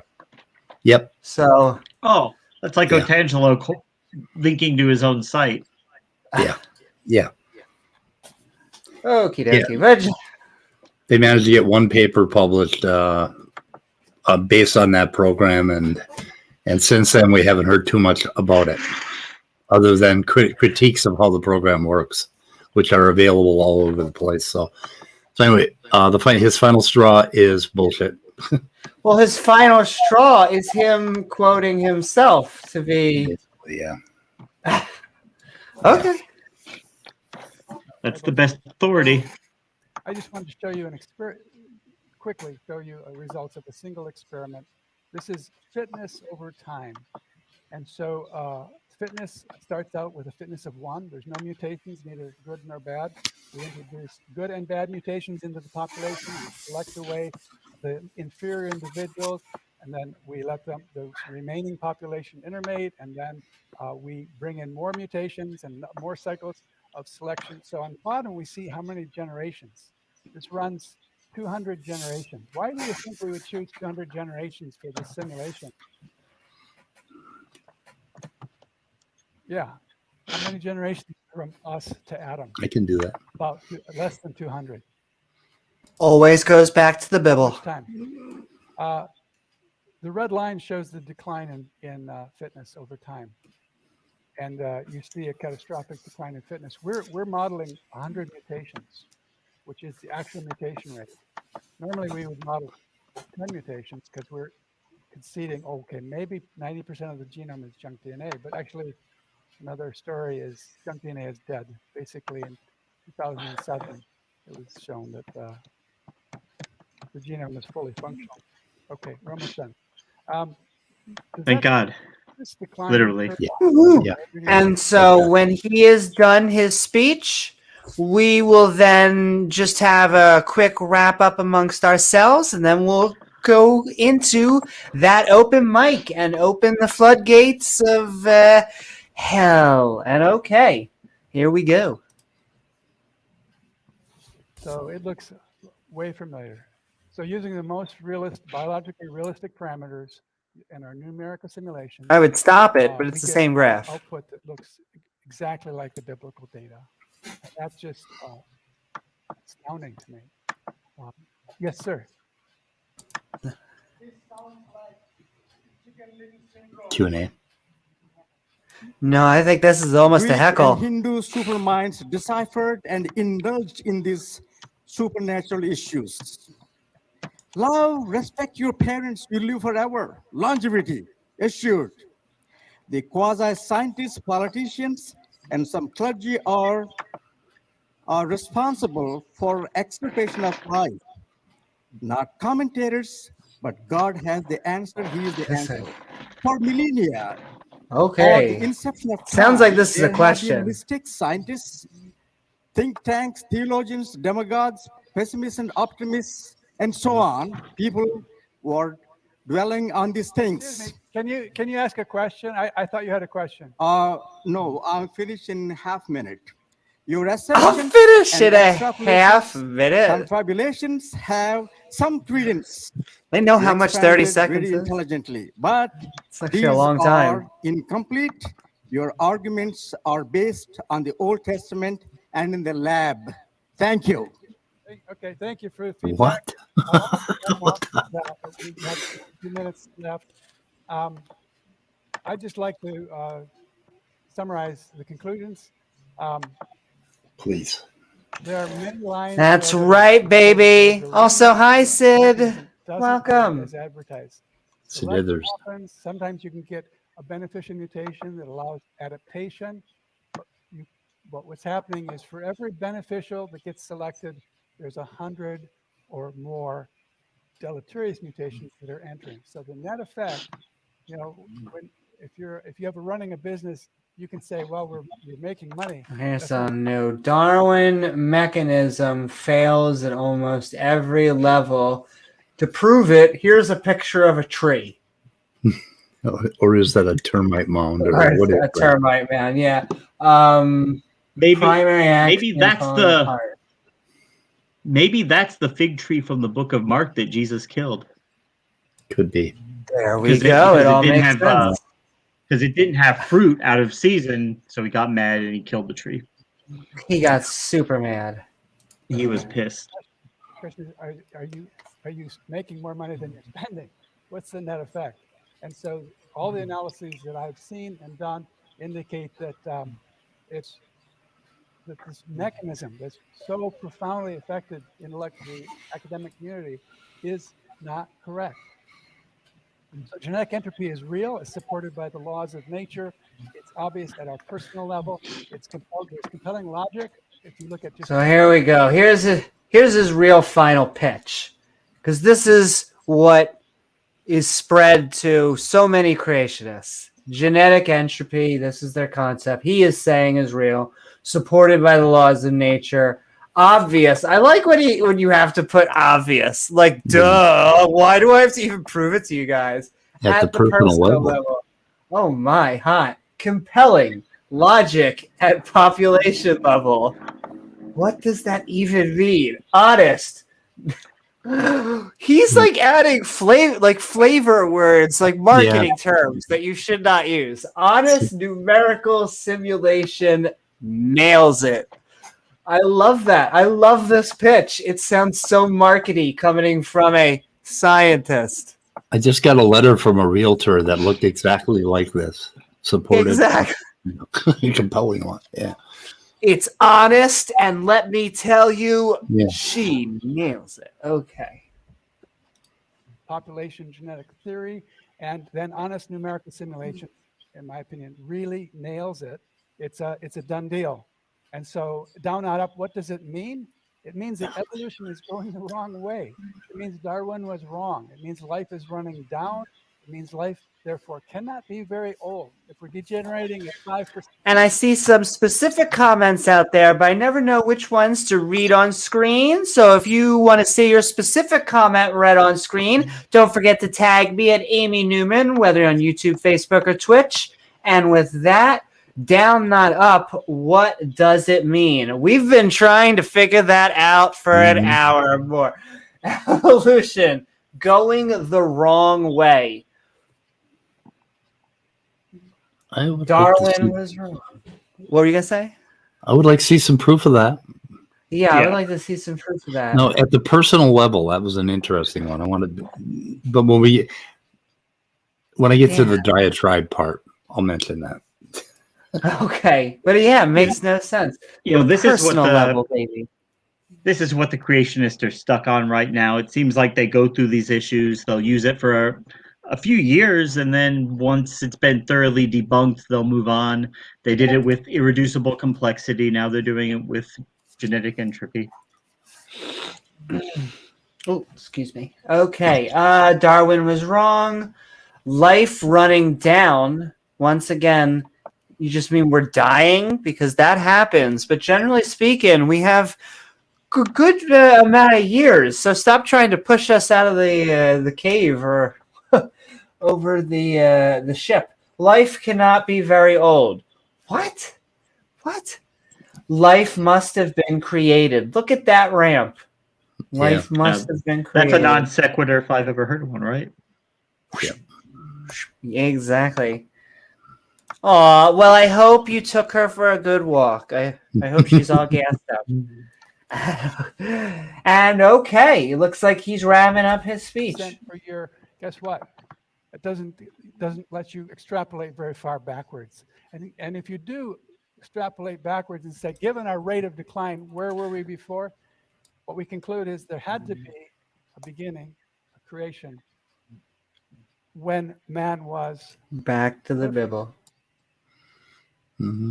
And so their obsession with perfection, it's really telling. So to me, this is like a hard social conservative ideal, is this thing with purity. And, sometimes we want purity. You want pure drinking water, okay? There are some times when we should use that as a metric. It's when that concept goes a little bit cuckoo and we're like, well, we want a pure, I don't know, insert race or something evil, and now it's like do, and then now everyone gets killed that's outside the out group or the in group and the out group. Ogre says, I heard is a real I know. Look, I can't help it. When Darth is in the room, I can't focus. He just drives you wild. You start sweating. I heard that he definitely has a thing for T-girls. That's a rumor that you should definitely spread. No, definitely. I'm just fucking with you, Darth. I'm just fucking with you.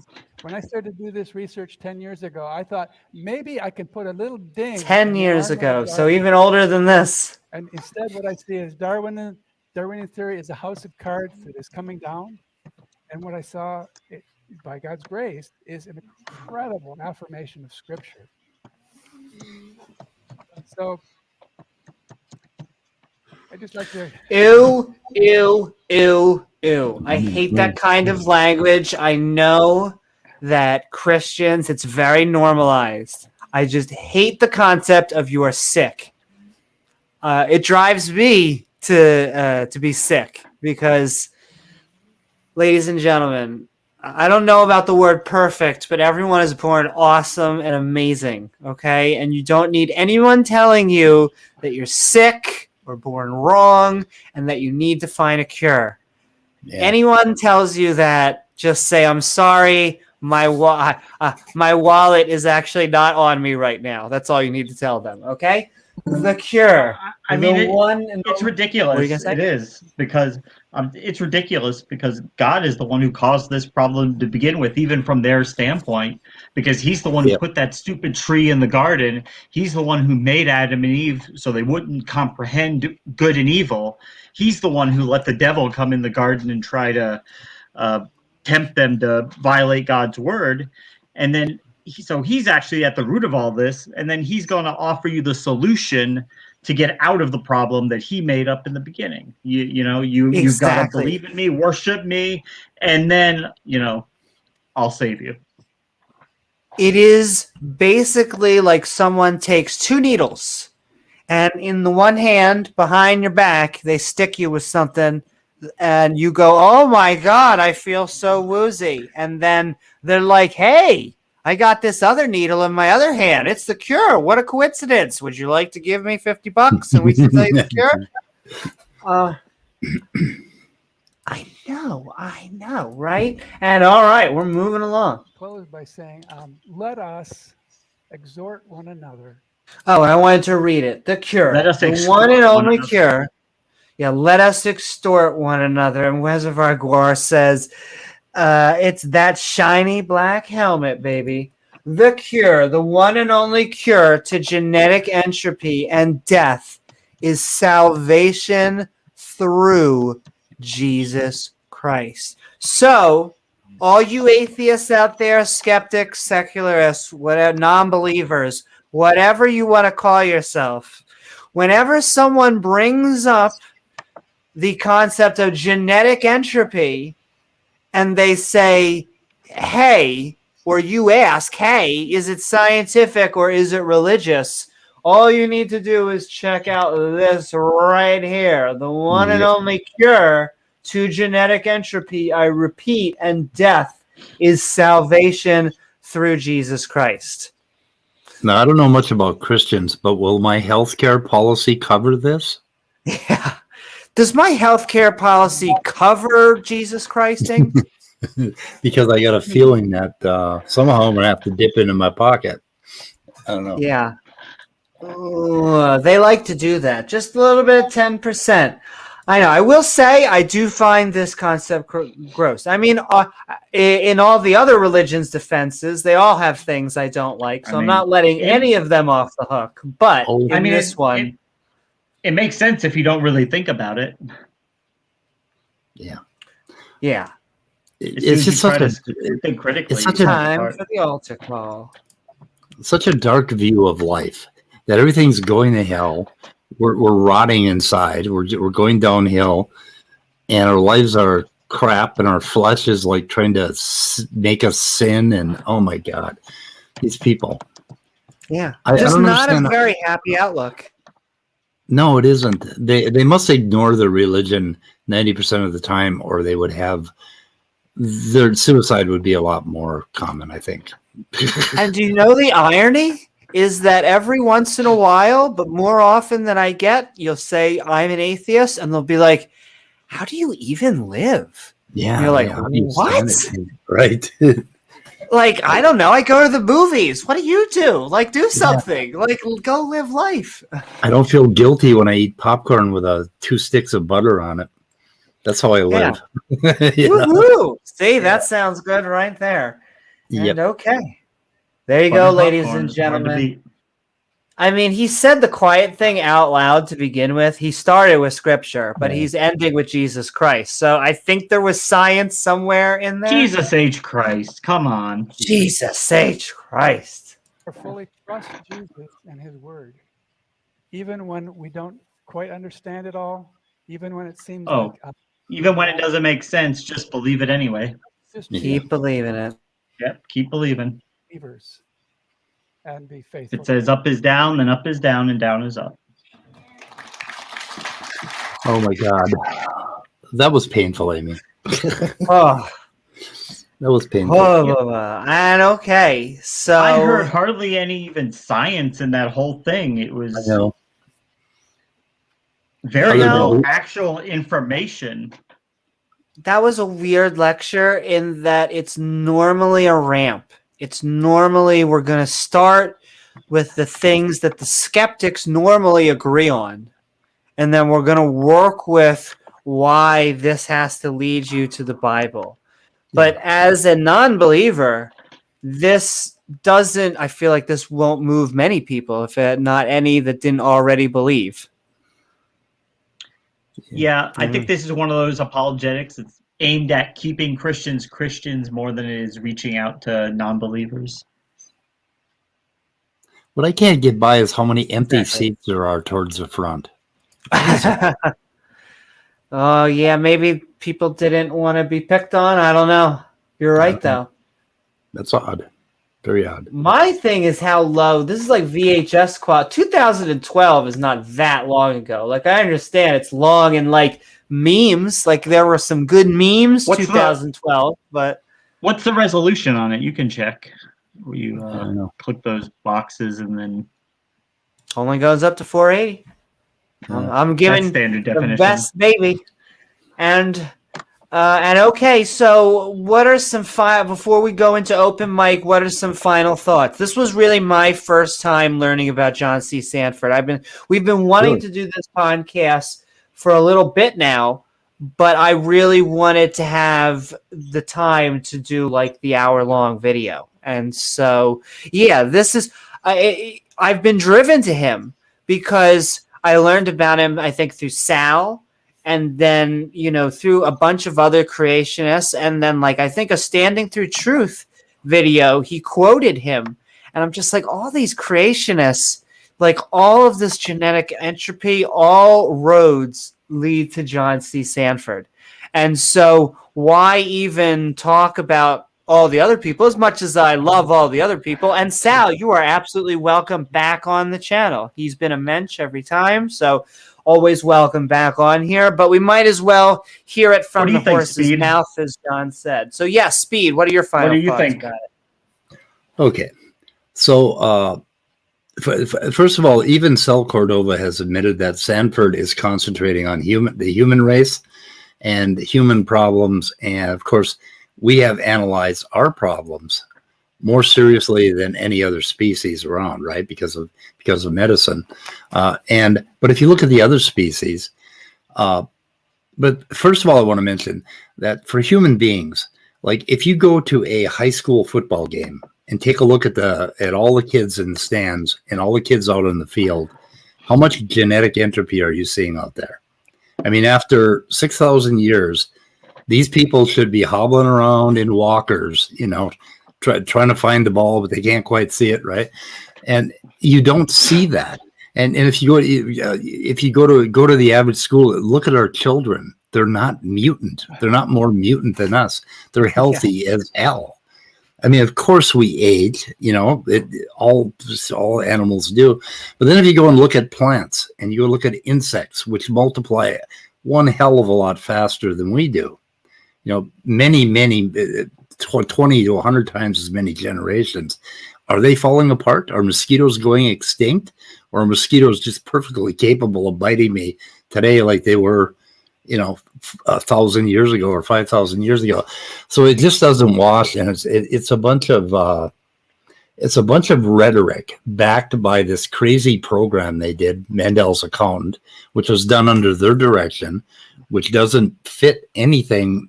Like, people have used it to model populations, and it's failed entirely.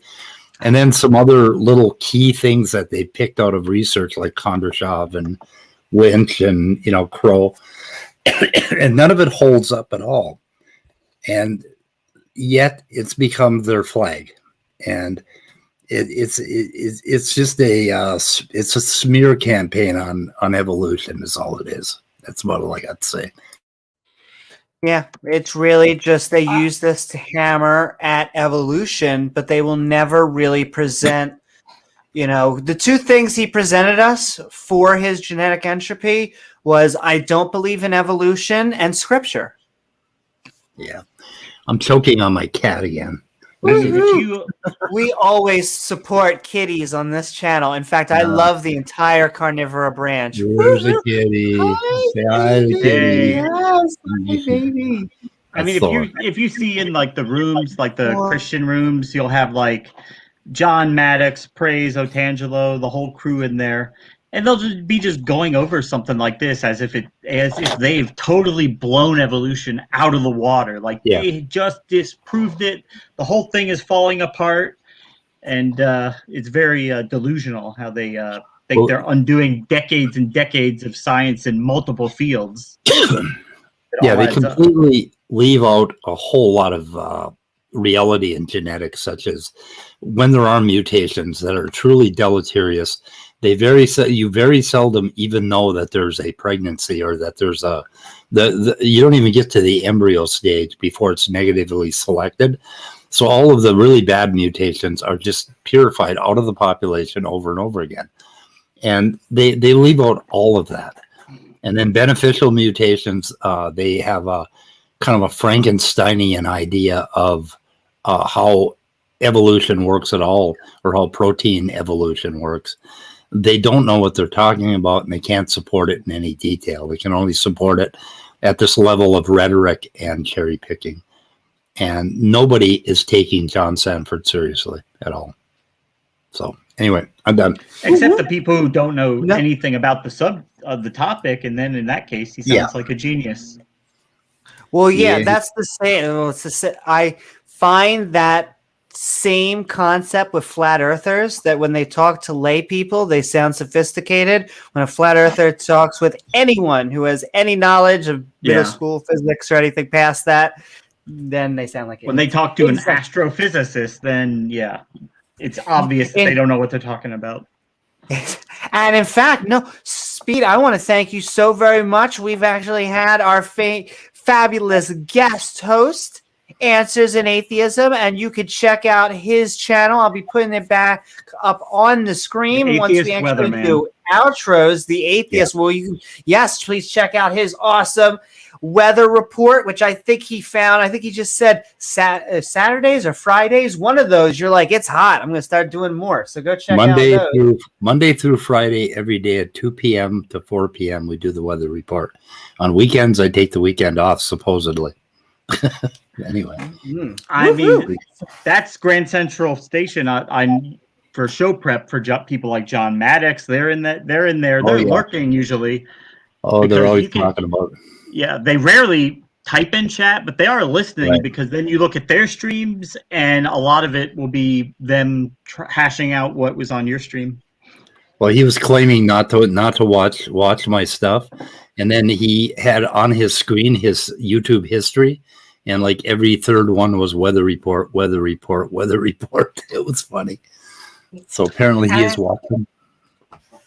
And Patrick says, every time I see a video like this, I get pushed a little bit closer, getting onto the anti-religion bandwagon with so many of the atheist community. We're getting there. And okay, so this is, I'll be getting this changed in the coming week or two. You can see that the comments kind of make everything lift up. So I'll keep on reading comments out. Just tag me at Amy Newman and I'll keep on reading them out. But we are going to switch into the open mic. And the link is now in YouTube, Facebook, and Twitch. So that means we are going into... Don't do it.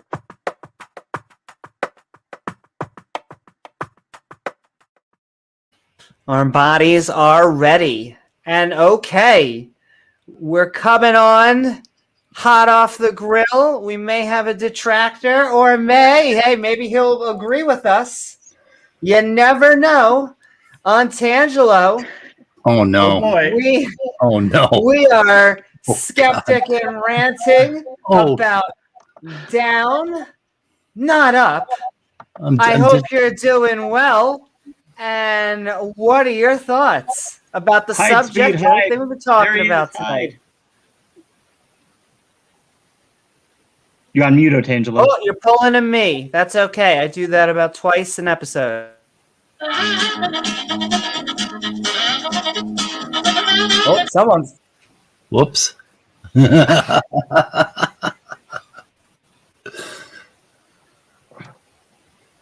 That's okay. I'm doing jazz hands. You can hear me doing jazz hands, not seeing me do them. Wait. We'll wait for Antangelo for a second. I'll do jazz hands. Jazz hands. Do. Saying, oh, we can hear you. Now we can. Okay. It is so good to see you, Tangelo. Oh, yeah. Oh, it's the highlight of my day. Been waiting all day. You just topped my pudding with sprinkles today. Thank you. Okay. So how are you, Tangelo? What are your thoughts about the subject or anything we've been talking about tonight? Well, I think following, even if evolution in regards of common ancestry and the tree of life and biodiversity would be true, that wouldn't disprove the existence of God. Right. But if it is actually not true, then this disproves naturalism, because then naturalism hasn't any other alternative explanation to explain biodiversity. So that is a big problem if it isn't true. And I think that this entire discourse, which I am following on several YouTube channels in regards to evolution, is very unsophisticated, because the mechanisms which explain biodiversity, they are far more complex than what is commonly acknowledged or even discussed. And in my understanding, a common mistake which creationists also always, it's not a mistake maybe, but maybe a lack of understanding, is just trampling on evolution, claiming that it is not true, that it is not the real mechanism, but do not give an alternative explanation, which actually is an adequate explanation for biodiversity. And I have studied the topic, and in my understanding, what actually is required is not only genetic, but in special and as well epigenetic information in a systems level and in an integrated fashion, where very different and various genetic codes, signaling networks, and languages have to work in a joint venture together to construct organisms and complex body plans. And that is not possible by random unguided events. In my understanding, a mind is necessary. Mm-hmm. And okay, I'm sure the atheists have. I appreciate that so much, Antangelo. And we'll talk about some of those points in the open discussion. But we're going to keep on adding everyone in until that point. A rational empiricist, how are you tonight? And what are your thoughts about anything we've been talking about or the subject itself? Yeah, thanks for having me on. I'm doing okay. I think, well, based on my understanding, that genetic entropy in its entirety is, well, nonsense.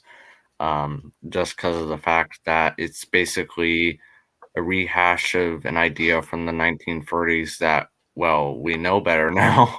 And I guess I'll leave it at that for now because I can't think of anything else I want to say.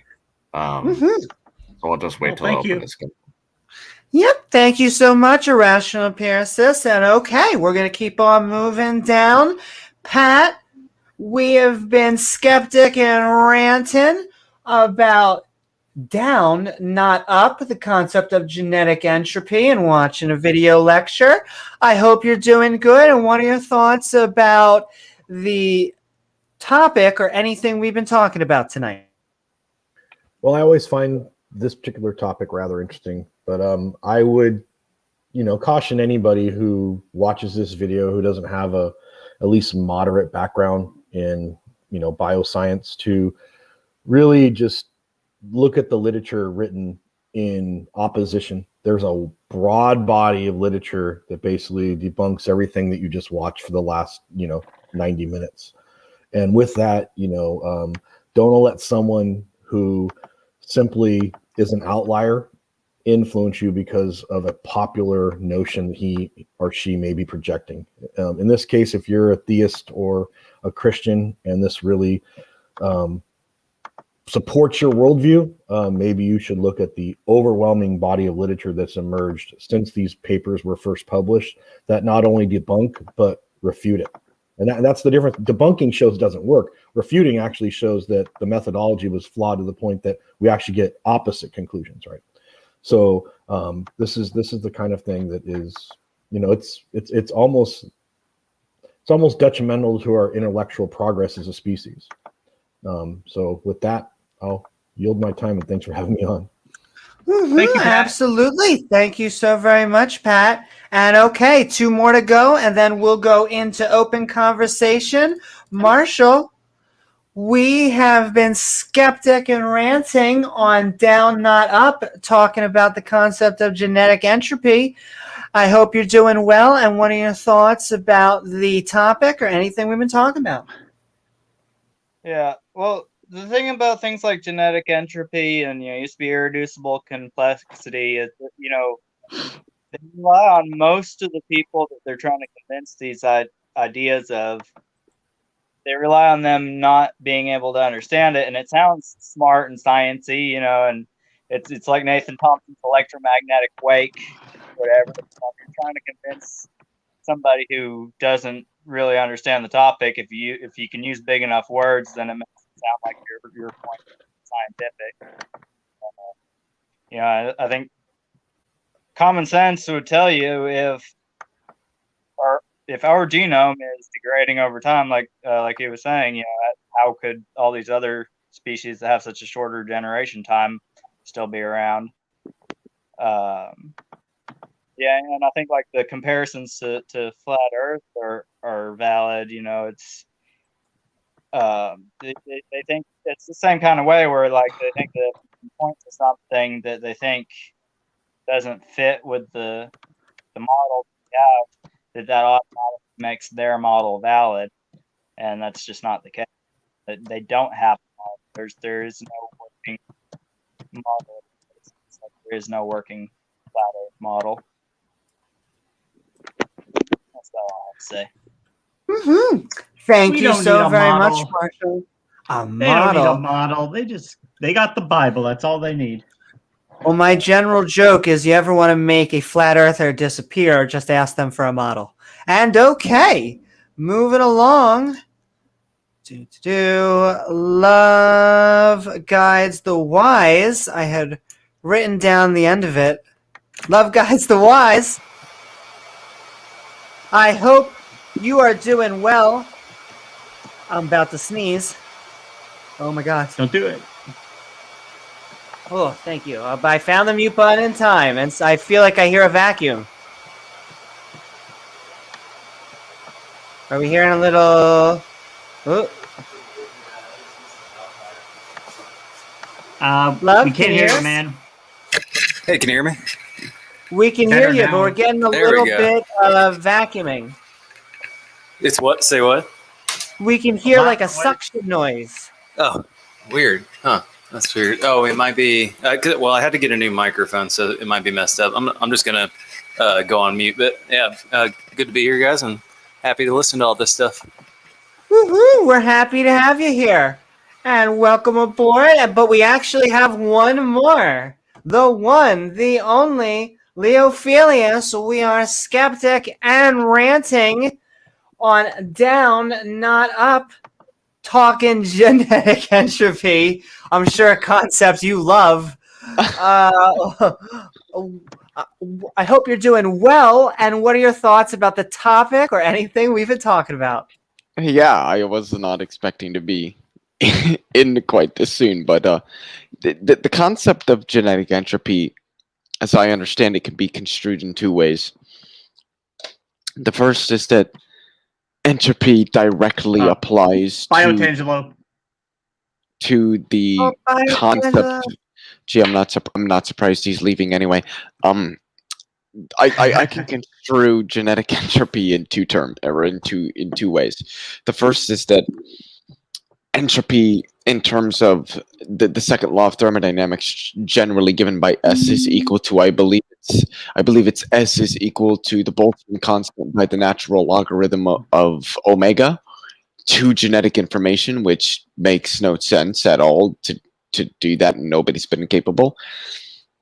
Or it's meant that the term entropy is used very loosely, where it's meant that genetic information deteriorates over time. But the problem is nobody's ever defined what it means for genetic information to deteriorate.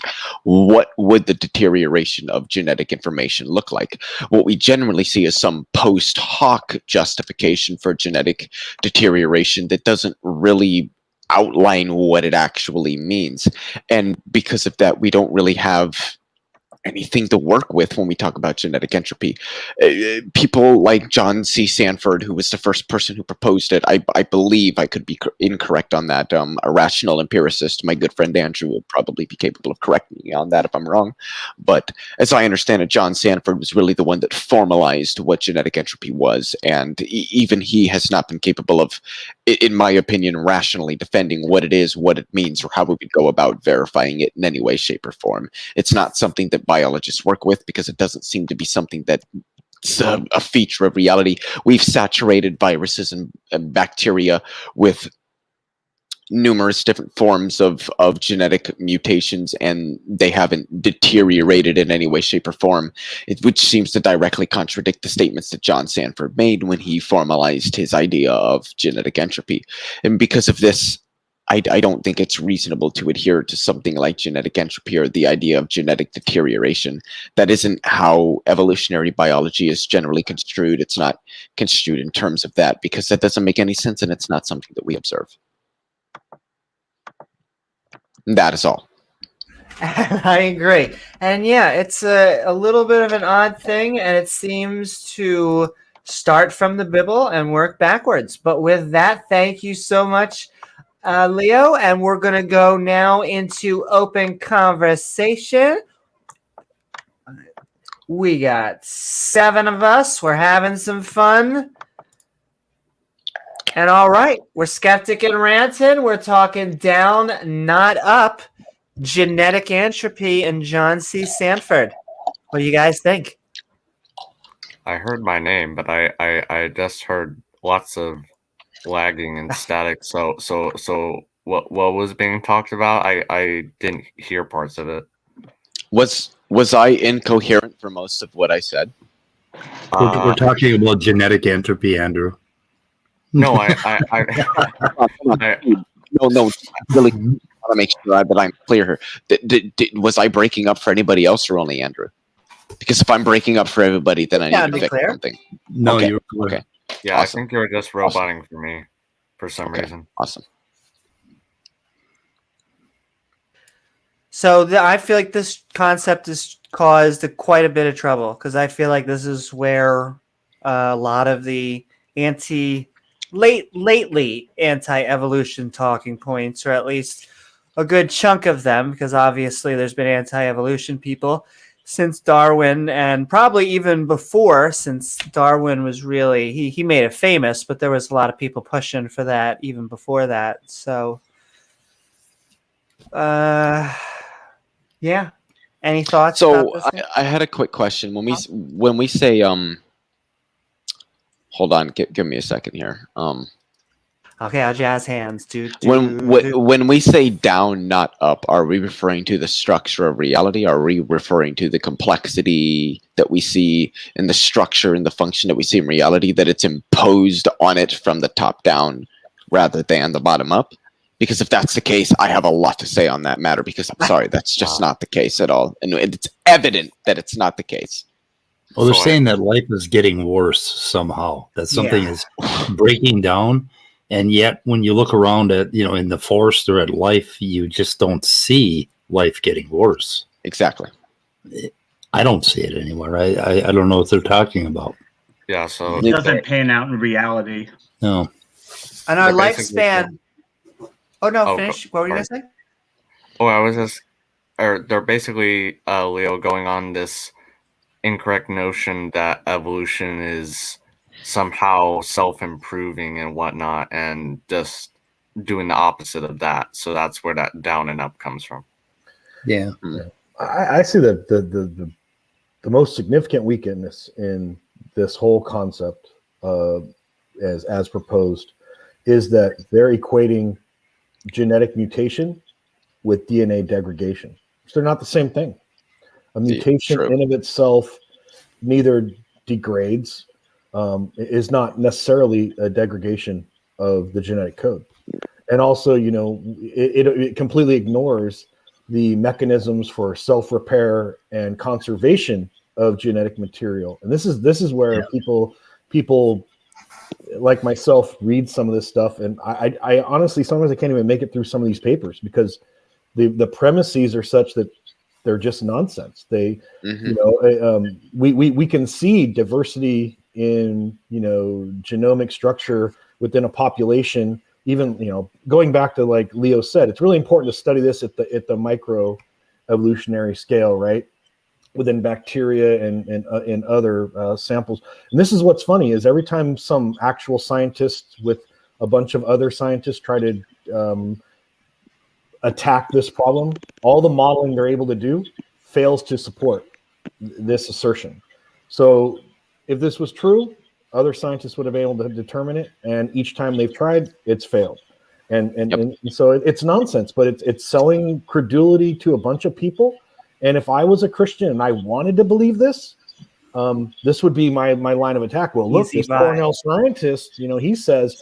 But again, this is no different than the Bigfoot debate, right? Just because one person with a PhD says something, you have to look at their potential. You have to look at the consensus. Right. And the one of the things that I try to stress hard is that a consensus is actually very important when it comes to the discourse, in terms of what academic literature says, the directions in which academic literature points us. And I think that a lot of people, generally those who are opposed to what the academic consensus says, try to downplay or delegitimize an academic consensus and try to write it off as an argument from authority and all this. And these people simply do not understand what an academic consensus is, how an academic consensus is developed, the fact that an academic consensus consistently changes is evidence that scientists change their views when they're presented with new data, which gives us reason to trust scientists. And they don't. I mean, that's a whole other tangential discussion. So I'll just stop where I am. Yeah. No, well, they think that point. there's a massive atheistic conspiracy among all scientists to disprove their God. Mm-hmm. Yeah, and that's what it reduces to. Is they just resort to conspiratorial talking points, and at that point, there's nothing there to consider. You can just dismiss what they're saying. But I mean, that's what they. Well, like Ken Hovind would say, the Smithsonian, they are hiding the evidence of giants. They're hiding the 20-foot tall human skeletons. Yeah, so we don't know that the Bible is true. They're hiding it. Oh Lord, that's about as bad as inspiring philosophy with his consciousness causes wave function collapse in reality to materialize, and all this other woo-woo bullshit we hear from science, or from people who think that they understand science at the least. Kent also said he knew somebody who went on an expedition. I think it was in Africa, and had evidence of a live dinosaur there, but he lost the evidence on the way back. So darn. What luck. Sucks to suck. To be What fair, luck. guys, I was on an excavation and I found the Holy Grail and I lost it in the Danube. And I'm sorry, but I had proved that, the actual Grail existed and I lost it. Sorry. I was in Texas and on the way back, they lost my luggage. So I'm guessing it was that kind of a thing. Yeah. About the same thing. Yeah. If I may add on to something. Well, there's been enough pieces of the real cross that you could have built, a ship out of it. Apparently. Even though the cross wasn't that big, somehow they found enough pieces of it to do that. Yeah. Well, to be And fair, irrational, did you have a Constantine's point? mom found it, so you can't diss Saint Helena, right? Yeah. Andrew. Genetic Entropy. Andrew. Right. Andrew. I was watching. Andrew. Am I talking over somebody? Andrew. Guys, is that his name? Yes, it is. It's his turn. Oh, okay. I Yes, didn't it mean is. to interrupt if someone else wanted to talk. No. Go ahead. Go ahead. So I guess I just wanted to add on to something Pat said earlier about how, like when you go into the details of it, and I've actually looked into this, it seemed genetic entropy. It seems to only work in asexually reproducing, in very, very small populations, like so small that like they're basically already extinct, and that ignores genetic recombination. And for anyone interested, this actually, I talked with Dr. Dan about this the other day, but basically, there's this thing in biology from the 1930s called Muller's ratchet. It's kind of like a ratchet. It's one way, basically, and when you talk about these asexually reproducing populations, there's no way to get rid of these deleterious mutations, so they kind of accumulate just like genetic entropy, and eventually the population goes extinct because of extinction vortex or genetic drift. I get confused between the two. Whereas if you have sexual recombination, kind of stops this from occurring, because when you're shuffling the chromosomes that have good mutations, assuming absolute fitness, will, or I should say offspring with chromosomes with all the good mutations will be selected for in that environment, whereas offspring that get chromosomes swapped such that all the bad mutations are accumulated on those chromosomes will get selected against. So this kind of gets rid of the whole problem of Muller's ratchet and presumably genetic entropy. So I just want to add that as well.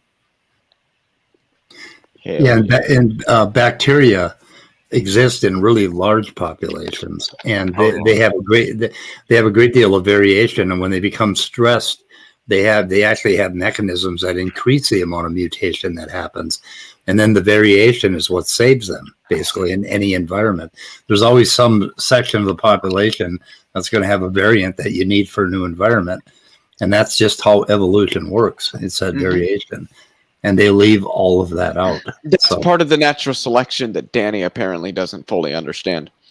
Yeah. The negative selection part is very important, and I hate the word selection. I hate it, because selection is not what's happening. There is no selection in any way whatsoever happening. All that's happening is something is occurring. And it's hard to word this in a way that doesn't sort of... I think filter is better. In a sense, yes, I agree with that. But there isn't a way to word it such that you don't get the implication of some sort of selection because we're limited by our language and what we're describing. Yeah. But what we tell occurs? stories with agents. Yes. What is occurring is that mutations inherently happen in the genotypes of organisms. This is just a fact. Straight up. I don't care who the fuck you are. I don't care what the fuck you believe. It happens. Mutations happen. Are they beneficial? Are they unbeneficial? Are they meaningless? We don't know until we examine how that organism behaves in the environment under that mutation. So it sounds bad, at least prima facie, but when you understand the context, it makes sense. When we talk about something being beneficial or not, excuse me, it's post hoc because we can't say whether it's beneficial or not until we've seen whether it's beneficial or not. So what natural selection is saying is that if some mutation occurs in the genotype of an organism, when that organism, if it allows that organism to survive over and above, if it increases, and this is the word I like, survivability. If it increases the survivability of that organism in that environment, that organism will better reproduce. It will reproduce over and above the other organisms in that environment, and its genotype will extend through the population over a given period of time. That what that is what we call natural selection, but nothing is being selected either for or against. Those are conventional, rather abstract descriptions of what's occurring in the real world, whereby either an organism is going to survive in its environment or it's not. There are inherent changes that happen to organisms that are a result of stresses from the environment. Either an organism will survive under them or they won't. If it does, then it will obviously survive where the other ones won't. So its genotype will extend through populations. That's all natural selection is telling us, at least at a very basic level. Well, and another thing that genetic entropy totally ignores is what is progressive and sequential genetic mutation for benefit of a species. Not every mutation is a single point mutation that yields a benefit to a species. Many advantageous mutations are multi-generational. Yep. Multiple point mutations, multiple variations of expression, right? Of phenotypic expression. This is the problem with creationists. They don't understand the science. And yes, if you think about it, yes, there's an advantageous mutation, but there may be an advantageous mutation over time, but that may have required 4 to 6 to 10 to unknown number of point mutations to occur before that advantage is fully recognized. And I'm thinking of antibiotic resistance in bacteria, because that's where I go to. That's where I go to, right? And this is just, again, if you have a background in science, you start reading some of this, you just realize it's nonsense. I made a comment earlier, and I'll just end with this for a little bit to let you guys discuss among yourselves for a while. I actually, after listening to tonight's lecture, I would not call what was being discussed genetic entropy. By who? Who was discussing it? Just really quickly, if I may ask. Sanford, right? Dr. Sanford. I would call what Sanford's doing is, and I put this comment in the chat, Sanford is engaging in biblical genetic theory. Just like biblical archaeology, you have a premises. And when you come to when you come in the face of evidence from a biblical frame of reference, you jump on the hits. Anything that would conform with your worldview, that hit is agreed upon. Any misses, though, in the evidentiary in your analysis, you ignore them. And anything that actually refutes what you're saying, cognitive bias. Well, the cognitive bias to the point that, like, when someone debunks your work, it's conspiracy against you, and it is a denial of the divinity.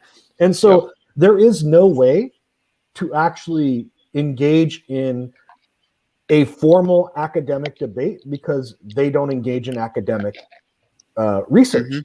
And this is the problem with it. Just like when someone says they're a biblical archaeologist, I turn my nose up to them until they've explained what kind of biblical archaeology, because that term's been conflated quite a bit among theists and some non-theists. So again, I do not, I have my own biases against certain types of scholarship. And if someone has biblical in their title and it's not biblical studies or something, I really have to find out, are you an academic that studies the Bible, or are you a theologian? If you're a theologian, then I'm going to approach you very differently, because we're going to have to agree on terms, experimental parameters, how we analyze things. And typically we can't even get past that. So, yep. And with that, you guys have fun. Yeah, biblical genetics, I think, is what which is a really interesting thing to call it. That's basically what he was doing, is biblical genetics, and strangling the truth, or standing in the poop, as I lovingly call him. Strangling the truth, because that's what he does. He strangles the truth. Right. He frequently uses the idea of rust on a car, and he compares mutations to rust on a car. And so I asked him, okay, so if you have guanine and it mutates, does it become guanine oxide? No. The four bases interchange, right? But it never rusts. So there's no actual rust there. You want to know a really good analogy? He wants to debate me. You want to know a really good analogy for it? You could almost say that at least that there is some sense in which nucleotides might oscillate between their different flavors, which would be the four that we know.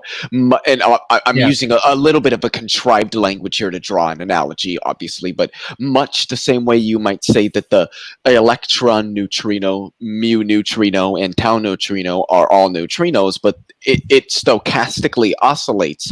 Any one neutrino will stochastically oscillate between those three flavors. Much the same way, in some senses, again, obviously it's somewhat contrived, nucleotides can oscillate between the four flavors of nucleotides that there are, but there isn't an oxidation going on. There isn't an actual deterioration occurring, and that's the thing that's being missed. Yeah. And Standing for Truth doesn't want to debate you. He wants to use you as a prop so he can preach. Yes. There's a difference. Yeah. Yep.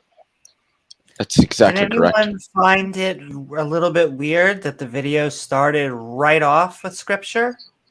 I thought they were going to ramp up to it, but of course it did. Well, he read his crowd, I think. He was so excited to whip that Bible out. He'd been thinking about it all day. Yeah. They had him. They invited him to the National Institute of Health, NIH, and he gave quite a different lecture. But he was invited there because of the concern that people have that humans could potentially be interfering with negative filtering of the genome, and that was one of the reasons why he was invited. But he got I don't think he got a whole lot of kudos after that. So I don't know. Interesting. Play to your audience. Yeah.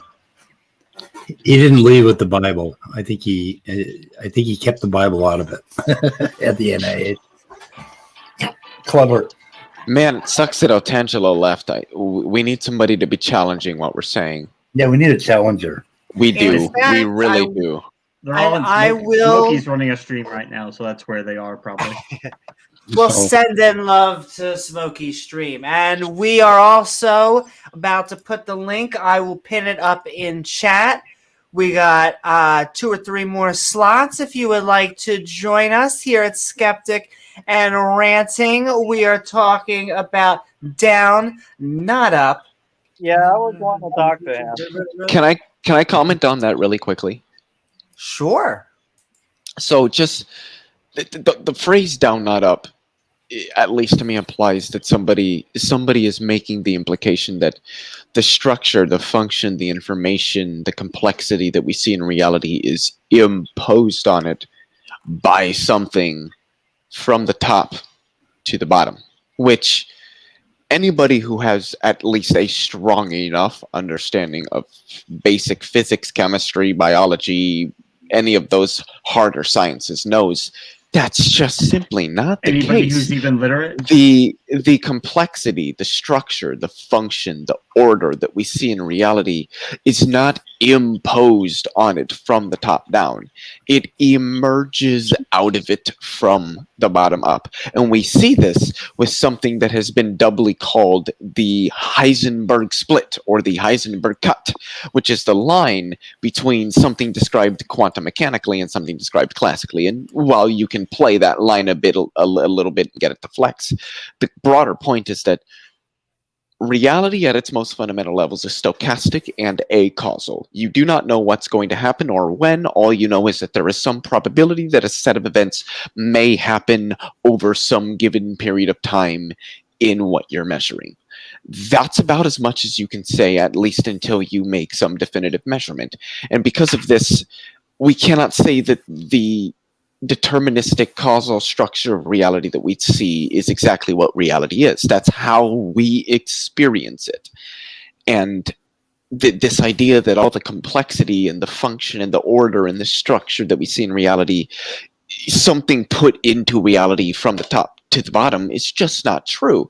It emerges out of the bottom up. We can see this in quantum field theory, quantum mechanics, thermodynamics, relativity, Newtonian mechanics, Lagrangian mechanics.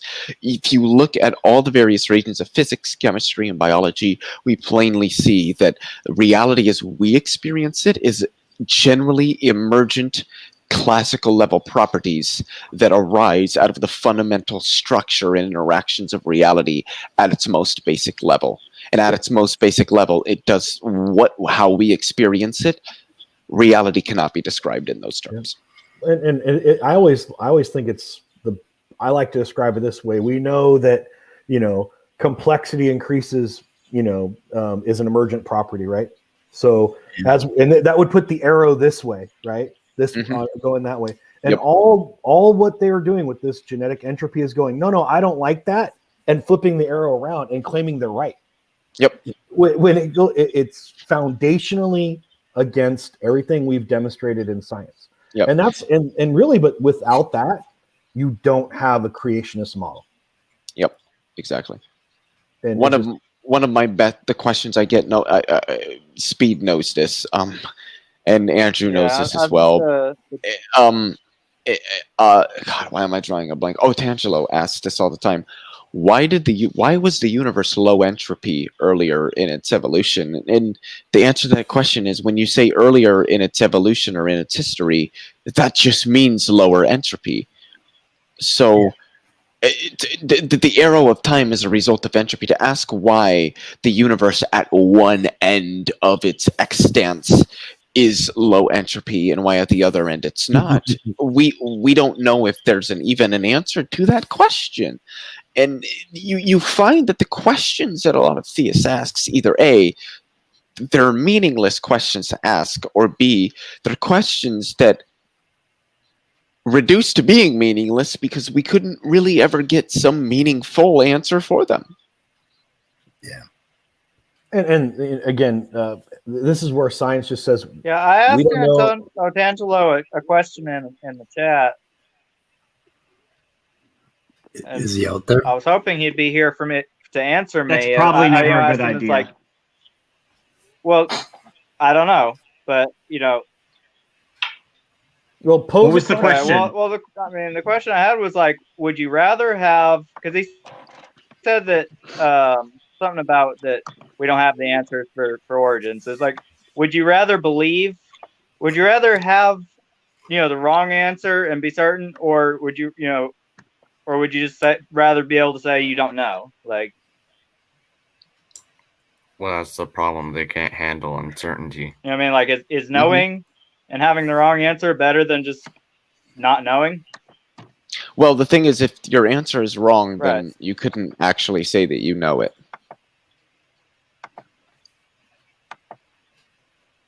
You can't. Essentially, what I'm saying is that you know what I mean. You can, but believing that you know, or epistemically speaking, you can't know something that's false. Because the fact that it's false means that it can't be knowledge. That's all I'm trying to say. Right. Yeah, I know that. Yeah, I tend to get a little pedantic, so I'm sorry. I know that. I'm just saying, like. So someone in the chat has You're good, Leo. I like hearing you talk. What happened in chat? I got to remember to be more precise with my language around philosophers. Yeah. I am not a philosopher. I am not even anything remotely close to a philosopher. I just have a minor. I just have a minor understanding of the subject. That's it. Did you spot a question, Andrew? not a philosopher, but you play one on YouTube. Sure, I suppose. I guess I try not to, but if I guess I come off that way, it is what it is. Like John Maddox is not a biologist, a geneticist, or a physicist, but he plays them on YouTube. Yeah, yeah, he does. I don't really think I play anything. I think I'm just myself on YouTube, and people can take me for what they think I'm worth. Well, in all fairness, I'm not a geneticist either. I'm just someone who has a background in microbiology. I do not have a terminal degree, and I'm the first one to say I'm not a person to come on here and defend. And I don't want your degrees to be sick, so that's good. But you still have a degree, Pat, and that's the thing. I don't have any degrees in anything. I've just read some textbooks, watched lectures to MIT, OpenCourseWare, Stanford, things like that. I'm not in any way a professional. There's still a lot I have to learn, and I'm always learning. But I think it would be good to have a geneticist on, someone in the field conducting research, broadly aware of the peer-reviewed literature on this topic, and have them comment, because this is the problem. I don't have anything against Otangelo, but I mean, I've read some of his stuff. Let's just say I found it challenging. That's probably the best way I can put it. And this is the kind of thing, like you, I, and the people here who I think are doing a good service to those that are interested in the topic. But when it ultimately comes down to the nature of this debate, it needs to be done by professionals within academia in a structured environment with rigorous proofs and testings and methodological experimentation. If you can't prove it, shut the fuck up. That's one of the things that I don't think it applies in all instances, but I think that when we're talking about things in physical reality having some tangible effect, it does apply. It is a quote from Aaron Ra that I like a lot. If you can't show it, you don't know it. Yeah. Also, I just want to say, I agree, because my yoga teacher is awesome. Jesus does love you guys. I mean, Jesus mows my hard. lawn. Jesus mows my lawn, and I love him. Yes, he loves me. Exactly. We're good friends. See? I'm sorry, that was probably not a tasteful joke. Oh no, it's fine. Generally speaking, Jesus and Muhammad, they help me flex in the morning. They're good. They're good. All right. Another thing is that if you are a layman, if you don't know that much about a field, it's generally wise to take the consensus and not pick some fringe place, to get your ideas from. Exactly. If you don't have the backing to be able to tell what's, you know what I mean? Like, it's not an argument from authority to accept. Yeah, an authoritative that's what I position. love, is that a consensus is an authority, but an argument from authority is not something like an argument from the broad consensus within some academic field. It's saying that if you're appealing to one or maybe a few or even several professionals in some field, and your only argument is because they say something, therefore it must be correct, then that's an authority. Because there's a difference between presenting an argument and then utilizing academic literature and academic sources to substantiate the argument that you're making, and just saying, well, a bunch of professionals said this, therefore it's true. The latter is an argument from authority. Presenting a broader argument, providing data for it, and then saying at the same time the consensus of that relevant field substantiates or rather corroborates exactly what you're saying, and you can provide academic literature, quotes from professionals and all that, what have you, to substantiate that. That's by definition, that can't be an argument from authority. That's not what an argument from authority it is. So if I may say two things on that, that's one reason I kind of like the saying science is authoritative, but it is not authoritarian. And the second thing would be another part of it, which I actually found interesting. I was looking it up today. Is argument from authority only applies deductively, not inductively. And so, for instance, so talking about a scientific consensus is an inductive argument, meaning it's not saying this must be so because all these experts talk about or accept this. It's saying this is likely true, and it's likely the best explanation we have because it's been tested by these experts over. That's often the part that's left out. That's been tested and it's been scrutinized and all that. And so I guess what I'm trying to say is basically it's an inductive argument, and therefore it's not an argument from a 4A because it's not saying this has to be true. It's saying this is probably true, if that makes sense. Or it's probably reasonable, I should say. Right. Well, I think the other side of that is that it's unreasonable to reject the authority without some reason to, without good reason. It's right, and that gets into the whole other thing about can a single person refute the consensus? Sure, but like they have to follow the rules and go along the guidelines everyone else has. Otherwise, they're kind of being lazy, to put it bluntly.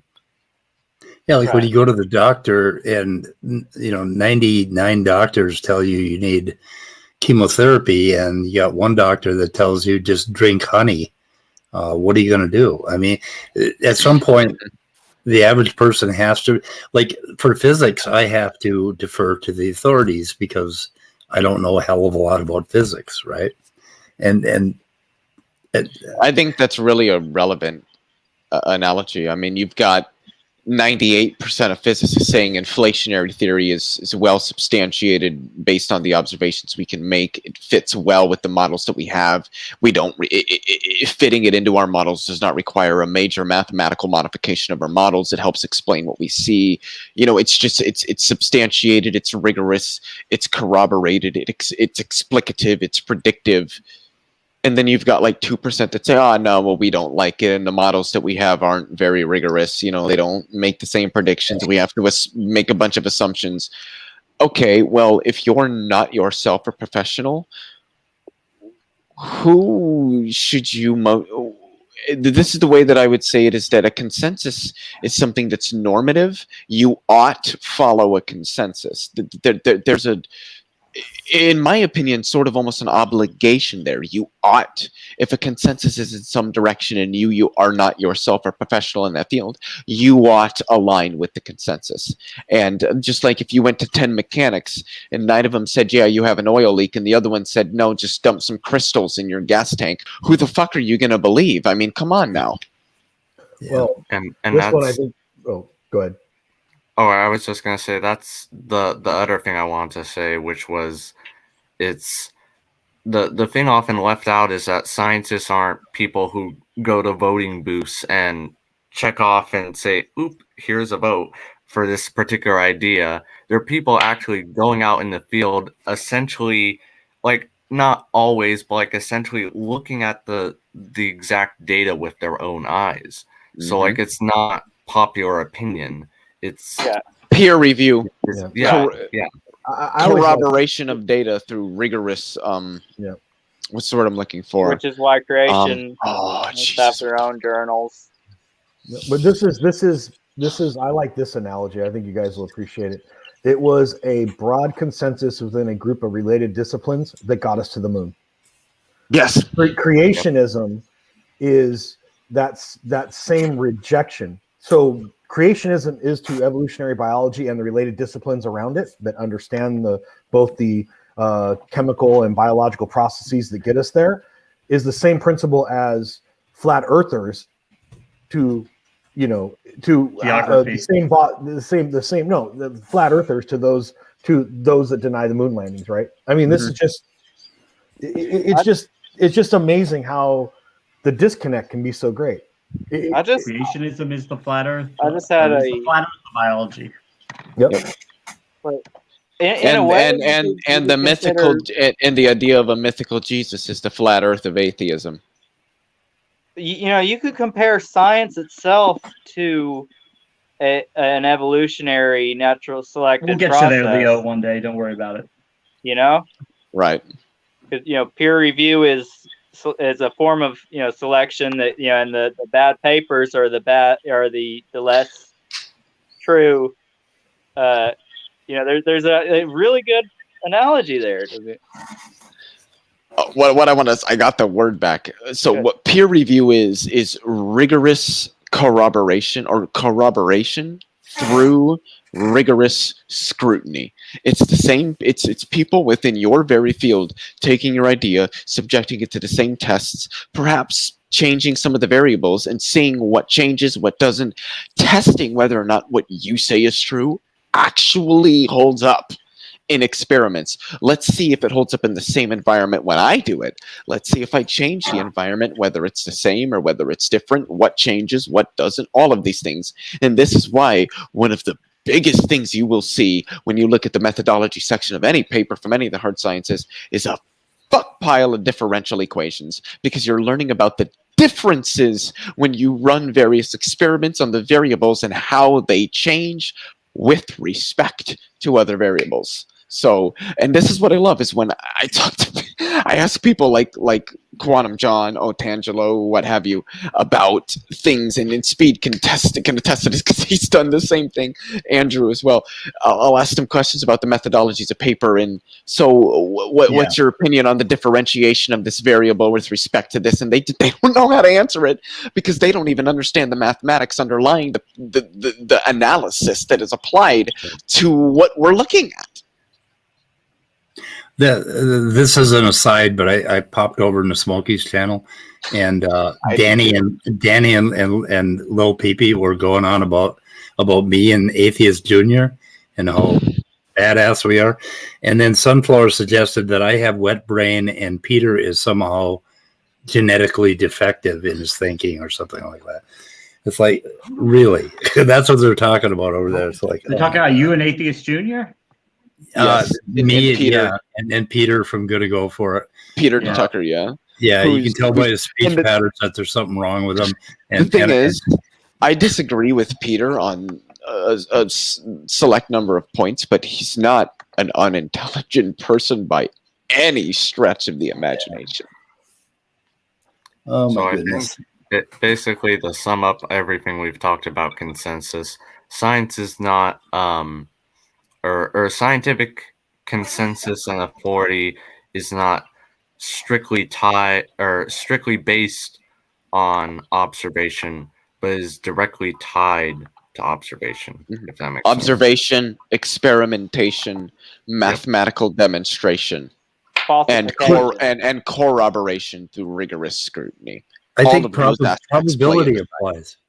Well, So yeah, the probability would come in with the corroboration through peer review and testing it against a particular set of variables and seeing what is confounding, what is in what particular way with respect to one another, and all that goes into. You get 900,000 papers that come out that do not reject evolution, and you've got a couple hundred or 1,000 that do. What are you going to go with? There's a probability aspect to science. I mean, overall, they're getting it right. And every now and then, you're going to have the revolutionary, like Einstein or whatever. And, it's or Heisenberg or Planck or Feynman or Hawking. But none of those things overturned everything. Higgs. Exactly. We've very, and the thing is, when you look back at history, we can go back 2,000 years and what you see is science actually straightforwardly contradicting what the consensus was prior. But once we started doing that, you didn't start, what you saw is not so much a contradiction anymore, but an addition or a modification to what we already know that does not necessarily make what's foundational to that false. It just adds to it, like with relativity and Newtonian mechanics, or Newtonian mechanics and quantum mechanics. All of these things. I mean, that's what we see. And so to say that a consensus has been wrong is somewhat inaccurate to say. Yes, there have been times where it's been flat out wrong, but mostly it's that the consensus was in favor of something that was indicated by the data had at the time that wasn't the full picture, and when they got more data, they modified the picture to incorporate the data and the experiments and the predictions and the confirmations and what have you that resulted from that input of new data. And so everything changed, and we worked from that. And then if we get more data on top of that, that adds a bunch of whole new things to the picture, then we change it further, and it continues. One thing important that didn't have peer review. One thing that's important to remember this too is I hear a lot of theists when we talk about in this field. Even within history, they will use this common argument is, well, back in the 1500s, if you would have said what you said now, consensus at the time would have been such among scientists, and you've heard the argument before, if Newton would have done what he did, it took hundreds of years for it to be accepted. Well, actually it didn't. But what the important thing to remember is academic consensus should resist foundational changes and through rigorous testing and methodology. So that initial resistance a new theory or a new hypothesis receives from an academic community is a way of affirming that when it's finally accepted and comes into mainstream scholarship, it's undergone rigorous scrutiny and validation. So again, saying, well, when this first came out, it was met with resistance is actually a feature of the scientific method and a positive feature. In no way should it be considered a negative. And that's the other thing that I don't think when theists invoke this, they understand that, no, it's actually good that when these new theories come out, they're challenged and maybe stopped at initially until the data reaches a threshold. Relativity. Right. I hear that. The data it's not reaches just a theists. threshold. There's all kinds of peddlers of woo that make those kinds of claims too. Correct. Really quickly, Amy, I had a question. Sigifredo Sarabia had a comment. You might have to scroll up just slightly to see it, but it starts with randomness can't be mathematical. I was wondering if you could highlight that for me. I'd like to respond to that directly. I think it's a very important point that he made. I can only show it for a little bit because it'll mess up the thing. But randomness can't be mathematical. It's like playing Mario Kart. You can get a star when in last place, right? So the thing is that we have things called probability theory. We have things called wave mechanics, which help define properties of particular objects or systems that cannot be known definitively until you have interacted with that system in such a way as to derive information about it. In short, we have a plentiful amount of mathematical models that allow us to understand randomness and stochasticity, despite the fact that it is random, stochastic, and acausal.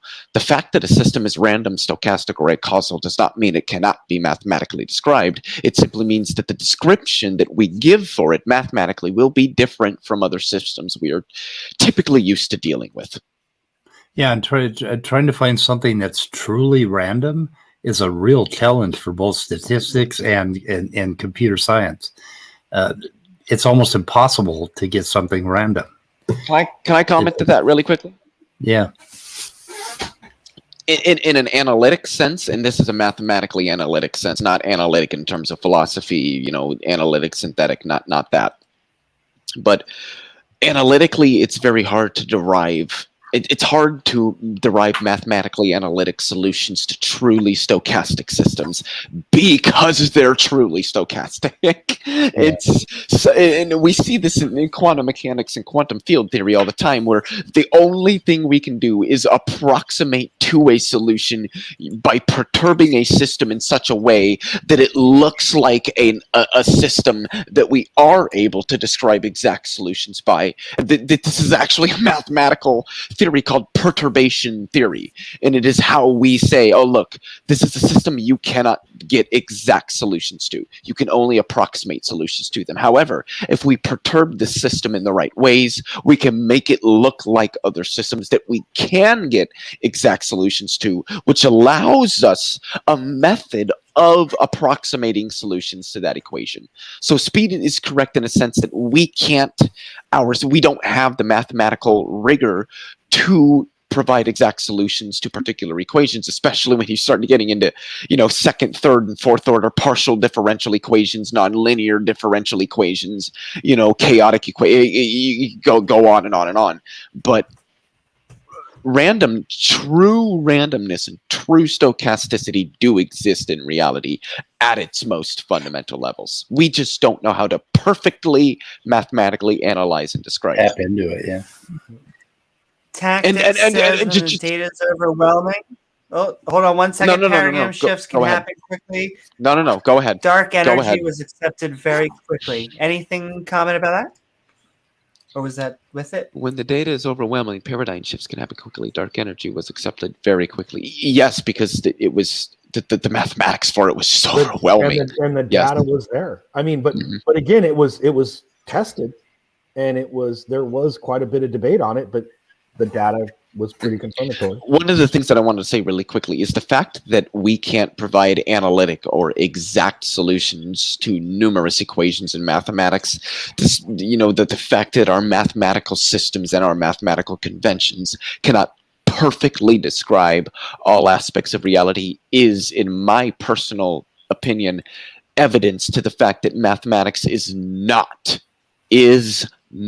an objective feature of reality. It is an abstract convention developed by humans that is capable of at least approximating, at the very least, approximating objective solutions to descriptions of reality. Mathematics is, by all rights, objective in the sense that it describes reality for what it really is, or at least approximates the closest solutions to that.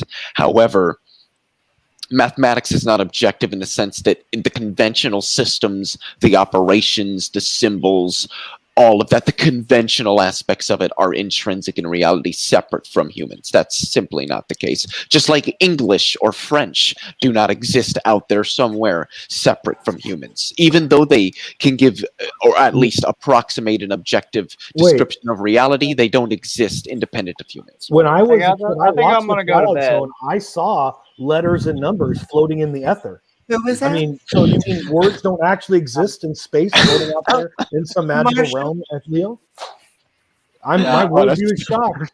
That's too perfect. I love that. Give me 1 second, Pat. We'll let you finish that statement. Marshall, did you want to have an outro, or did you want to have a final statement? No, I think I'm just gonna say everybody have a good night. That sounds good.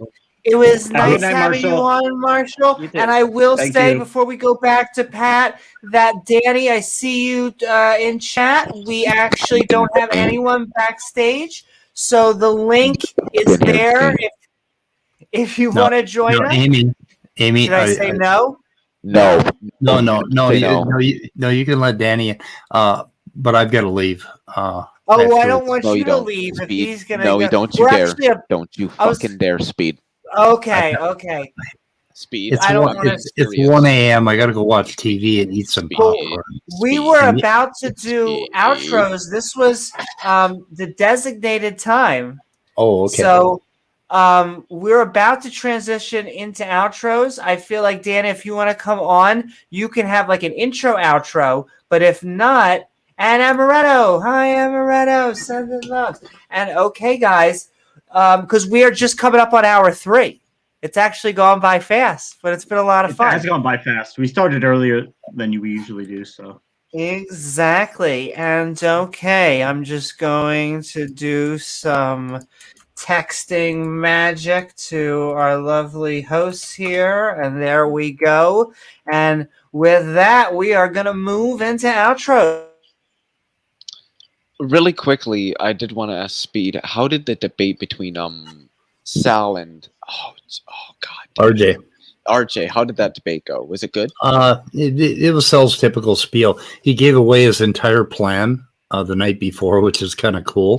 I don't know if RJ followed it all, but it was just typical Sal stuff. Topoi Samrais, whatever. Okay. Yeah. That. That was it. Summary. And okay, guys, we're actually Nick is going to come in to do his intro outro, but we are officially switching into.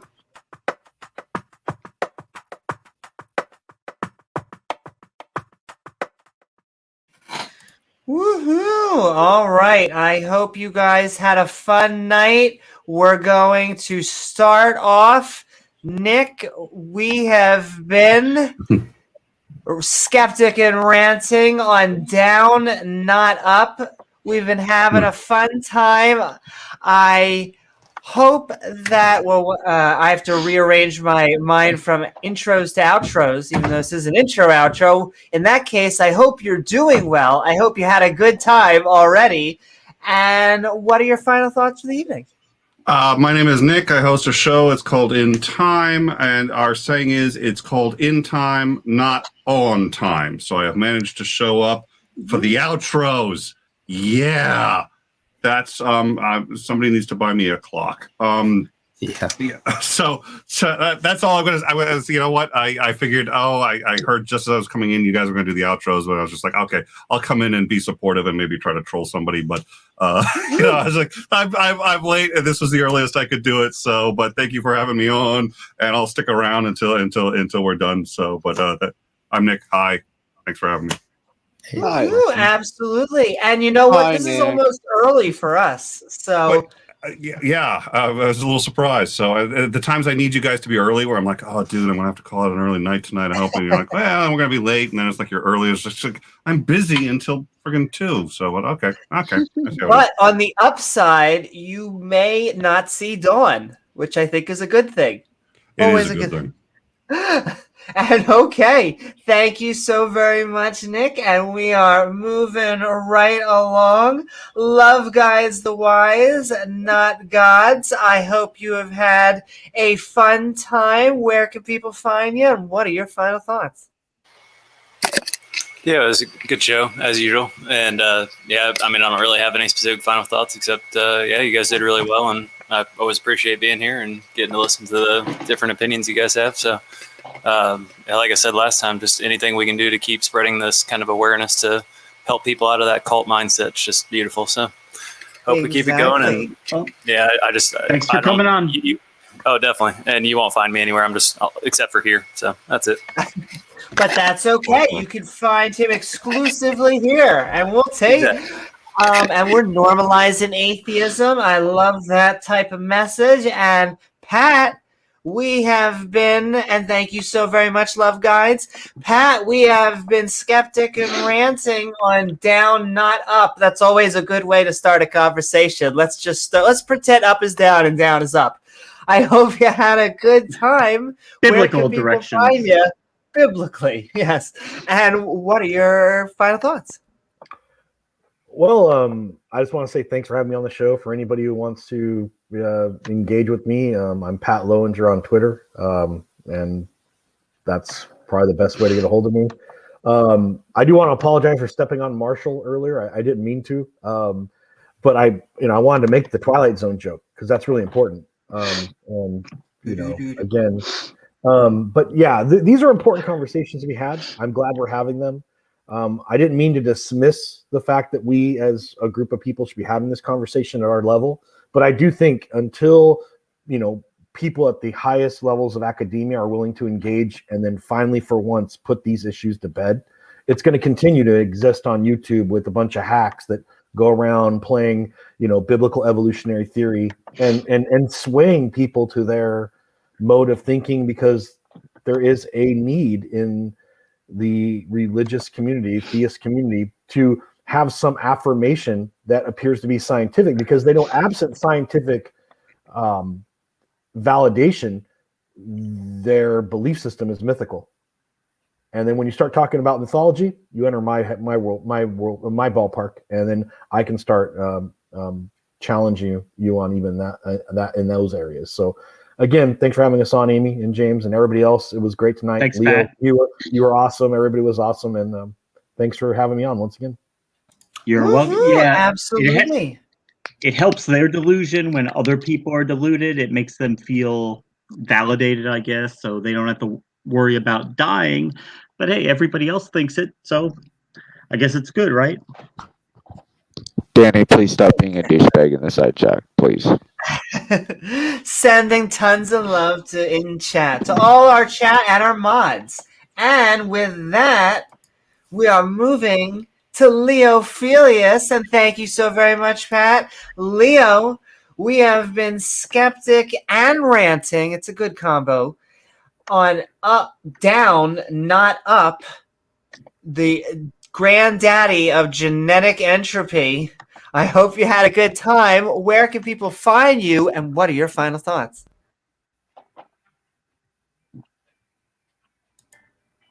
Oh, did you just mute yourself? No. I did. I definitely did. Yeah. So sorry about that. I was drinking some good water. Oh, no, you're really fine. good. Fucking goddamn chair.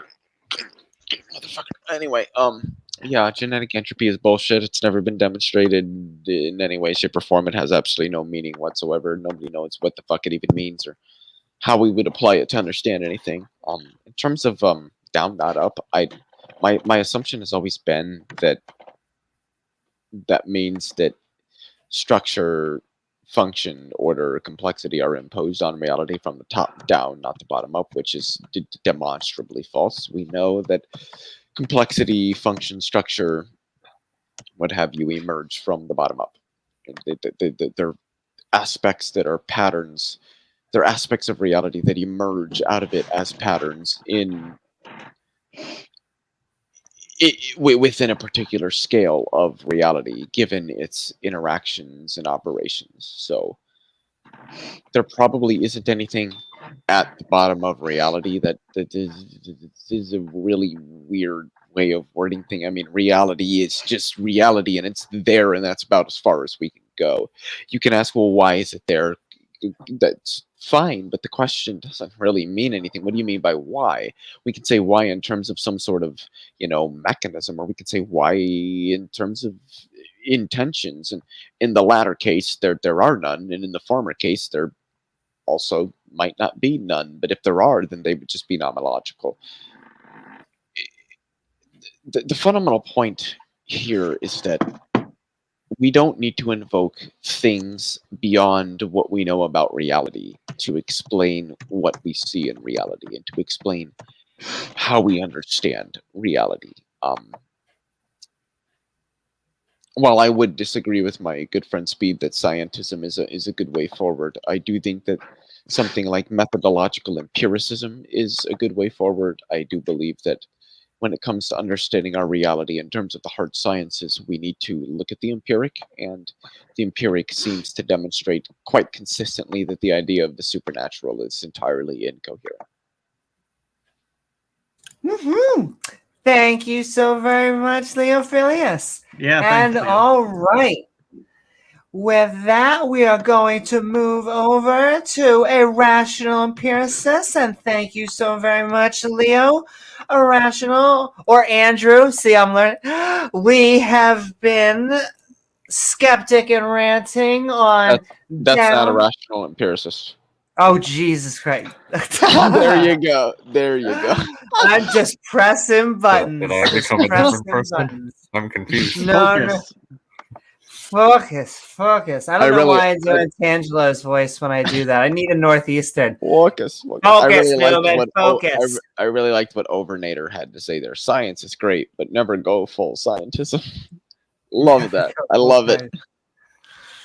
And okay, you just got to add an ism onto the end. An ism.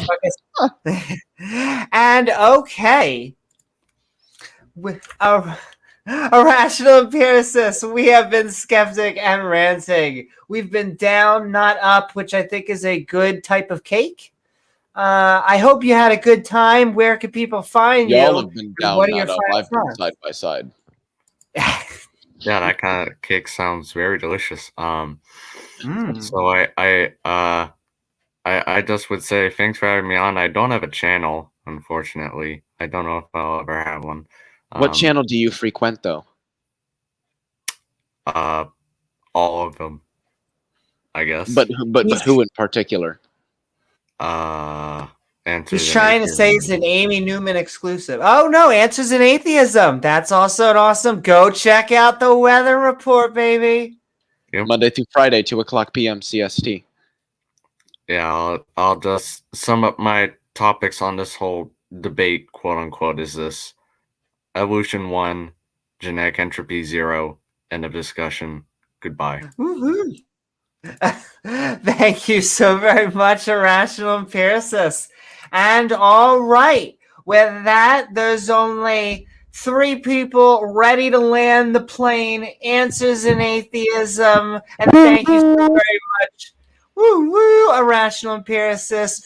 We have been talking about down, not up, a topic that I think is near and dear to your heart, genetic entropy, at least in the opposing section. Yeah. It's been a pleasure having you on. I hope you had a good time. Where can people find you, and what are your final thoughts? Name of the channel is Answers in Atheism, and we're a channel trying to find itself and don't have a lot of subs, a little over 400. Would love to have people subscribe. And you won't find Danny on our channel, so that so our channel is like a safe place where Danny isn't. So I just want you to know that. Well, that must have took a big bite out of you. What's that? That must have took a big bite out of your subscribers then. Oh yeah, I think I lost 2 subs when I kicked Danny out, and then I gained 12. So yeah, so net gain. Anyway, let's see. So this thing about evolution and disproving evolution in order to believe in God is such bullshit. For Christians are not doing themselves any service by picking that hill to die on. There's no reason why an omnipotent God could have created the universe with a big bang and had everything happen just the way it happened. And the basically Christianity fits well with science. It shouldn't be opposed to it. Shouldn't be trying to disprove things. As far as the worst thing you can do is just believe evolution. I think I'm probably more skeptical than most creationists, because when I run into something like the evolution, the transition between prokaryotes and eukaryotes, I'm like, how the hell did that happen? And what I do as soon as I think, how did it happen, is I go out and start looking at all of the details about how it could have happened, and digging and imagining and working it out, rather than just rejecting it out of hand. But at the same time, I'm very skeptical about every stage of evolution. I mean, I want to know how it happened. Learning and understanding and figuring things out starts with being skeptical of the thing happening. But that doesn't mean that you can ever just flat out deny an entire field and like disprove an entire field, which is what they want to do. It's crazy. And I hope that point hit home. You know, that skepticism and evolution is good, and questions are good. And I love having questions posed to me, serious questions, and I love trying to explain them. So they know a lot about chemistry and proteins and molecular biology, and I love explaining that shit. Anyway, what else? Oh, Nick Sauter, I have been wanting to talk to you for about 2.5 years. And I don't know why, but I do want to talk to you. Anyway. The matchup we never knew we needed. Yeah, well, I listen. I'll be if they're going to do in Amy's Discord, and if you're on there, we can meet up afterwards, or Twitter at Nick Suter. Just it's that simple. So yeah, I think I'm following you on Twitter. So I but when I get time, I will reach out to you and maybe we can have a conversation. So cool. Anytime. Thank you. Yep. Good night, guys. Thank you, Speed. Thank you so very much, Speed. And feel free to check out Answers in Atheism Monday through Friday. And I think you said also takes the weekends off from Monday through Friday. Woo-hoo. And all right. With that, bye, Speed. And have a good night. We're going to hand it over to James. James, land us home. We have been Skeptic and Ranting on Not Up Down, the granddaddy of genetic entropy. I hope you had a good time, and help us land that plane. You know, it just strikes me at like how easy we have it compared to the Christians or the fundamentalists on the other side, because all we have to do is look at the data and create models for it that seem to fit, and we get to see what works best. We don't have to begin with a Bronze Age book and then rework everything backwards to try to make reality comply with the dictates of that book. And that takes a lot of work. I mean, they spend most of their time trying to come up with loopholes and quirks and tricks to try to make it look like science proves the Bible or that the Bible knows what it's talking about. But unless you're dying to believe in it, you'll see right through it because it's pretty clear what they're doing. So thank you. You're welcome. Woohoo! Thank you so very much, James. And all right, guys, with that, I hope you all had a fun time on this episode of Skeptic. Where's my magnifier? And Ranting. Down, not up, where we watched a video lecture of John C. Sanford as he talked about his genetic entropy hypothesis, along with some extra scoops of skeptic commentary on top. I want to thank my co-host, James W., along with our special guest host, Answers in Atheism, and our guests, Antangelo, Irrational Empiricist, Pat, Marshall, Love Guides the Wise, Leophilius, and Nick, along with all the lovely people. Well, he's our special, exactly. Along with all the lovely people in chat and our awesome mods who make this stream so great. Don't forget to like, subscribe, follow, or hit that all button icon so you could be part of our live streams. And afterwards, feel free to leave a comment down below with your thoughts or suggestions.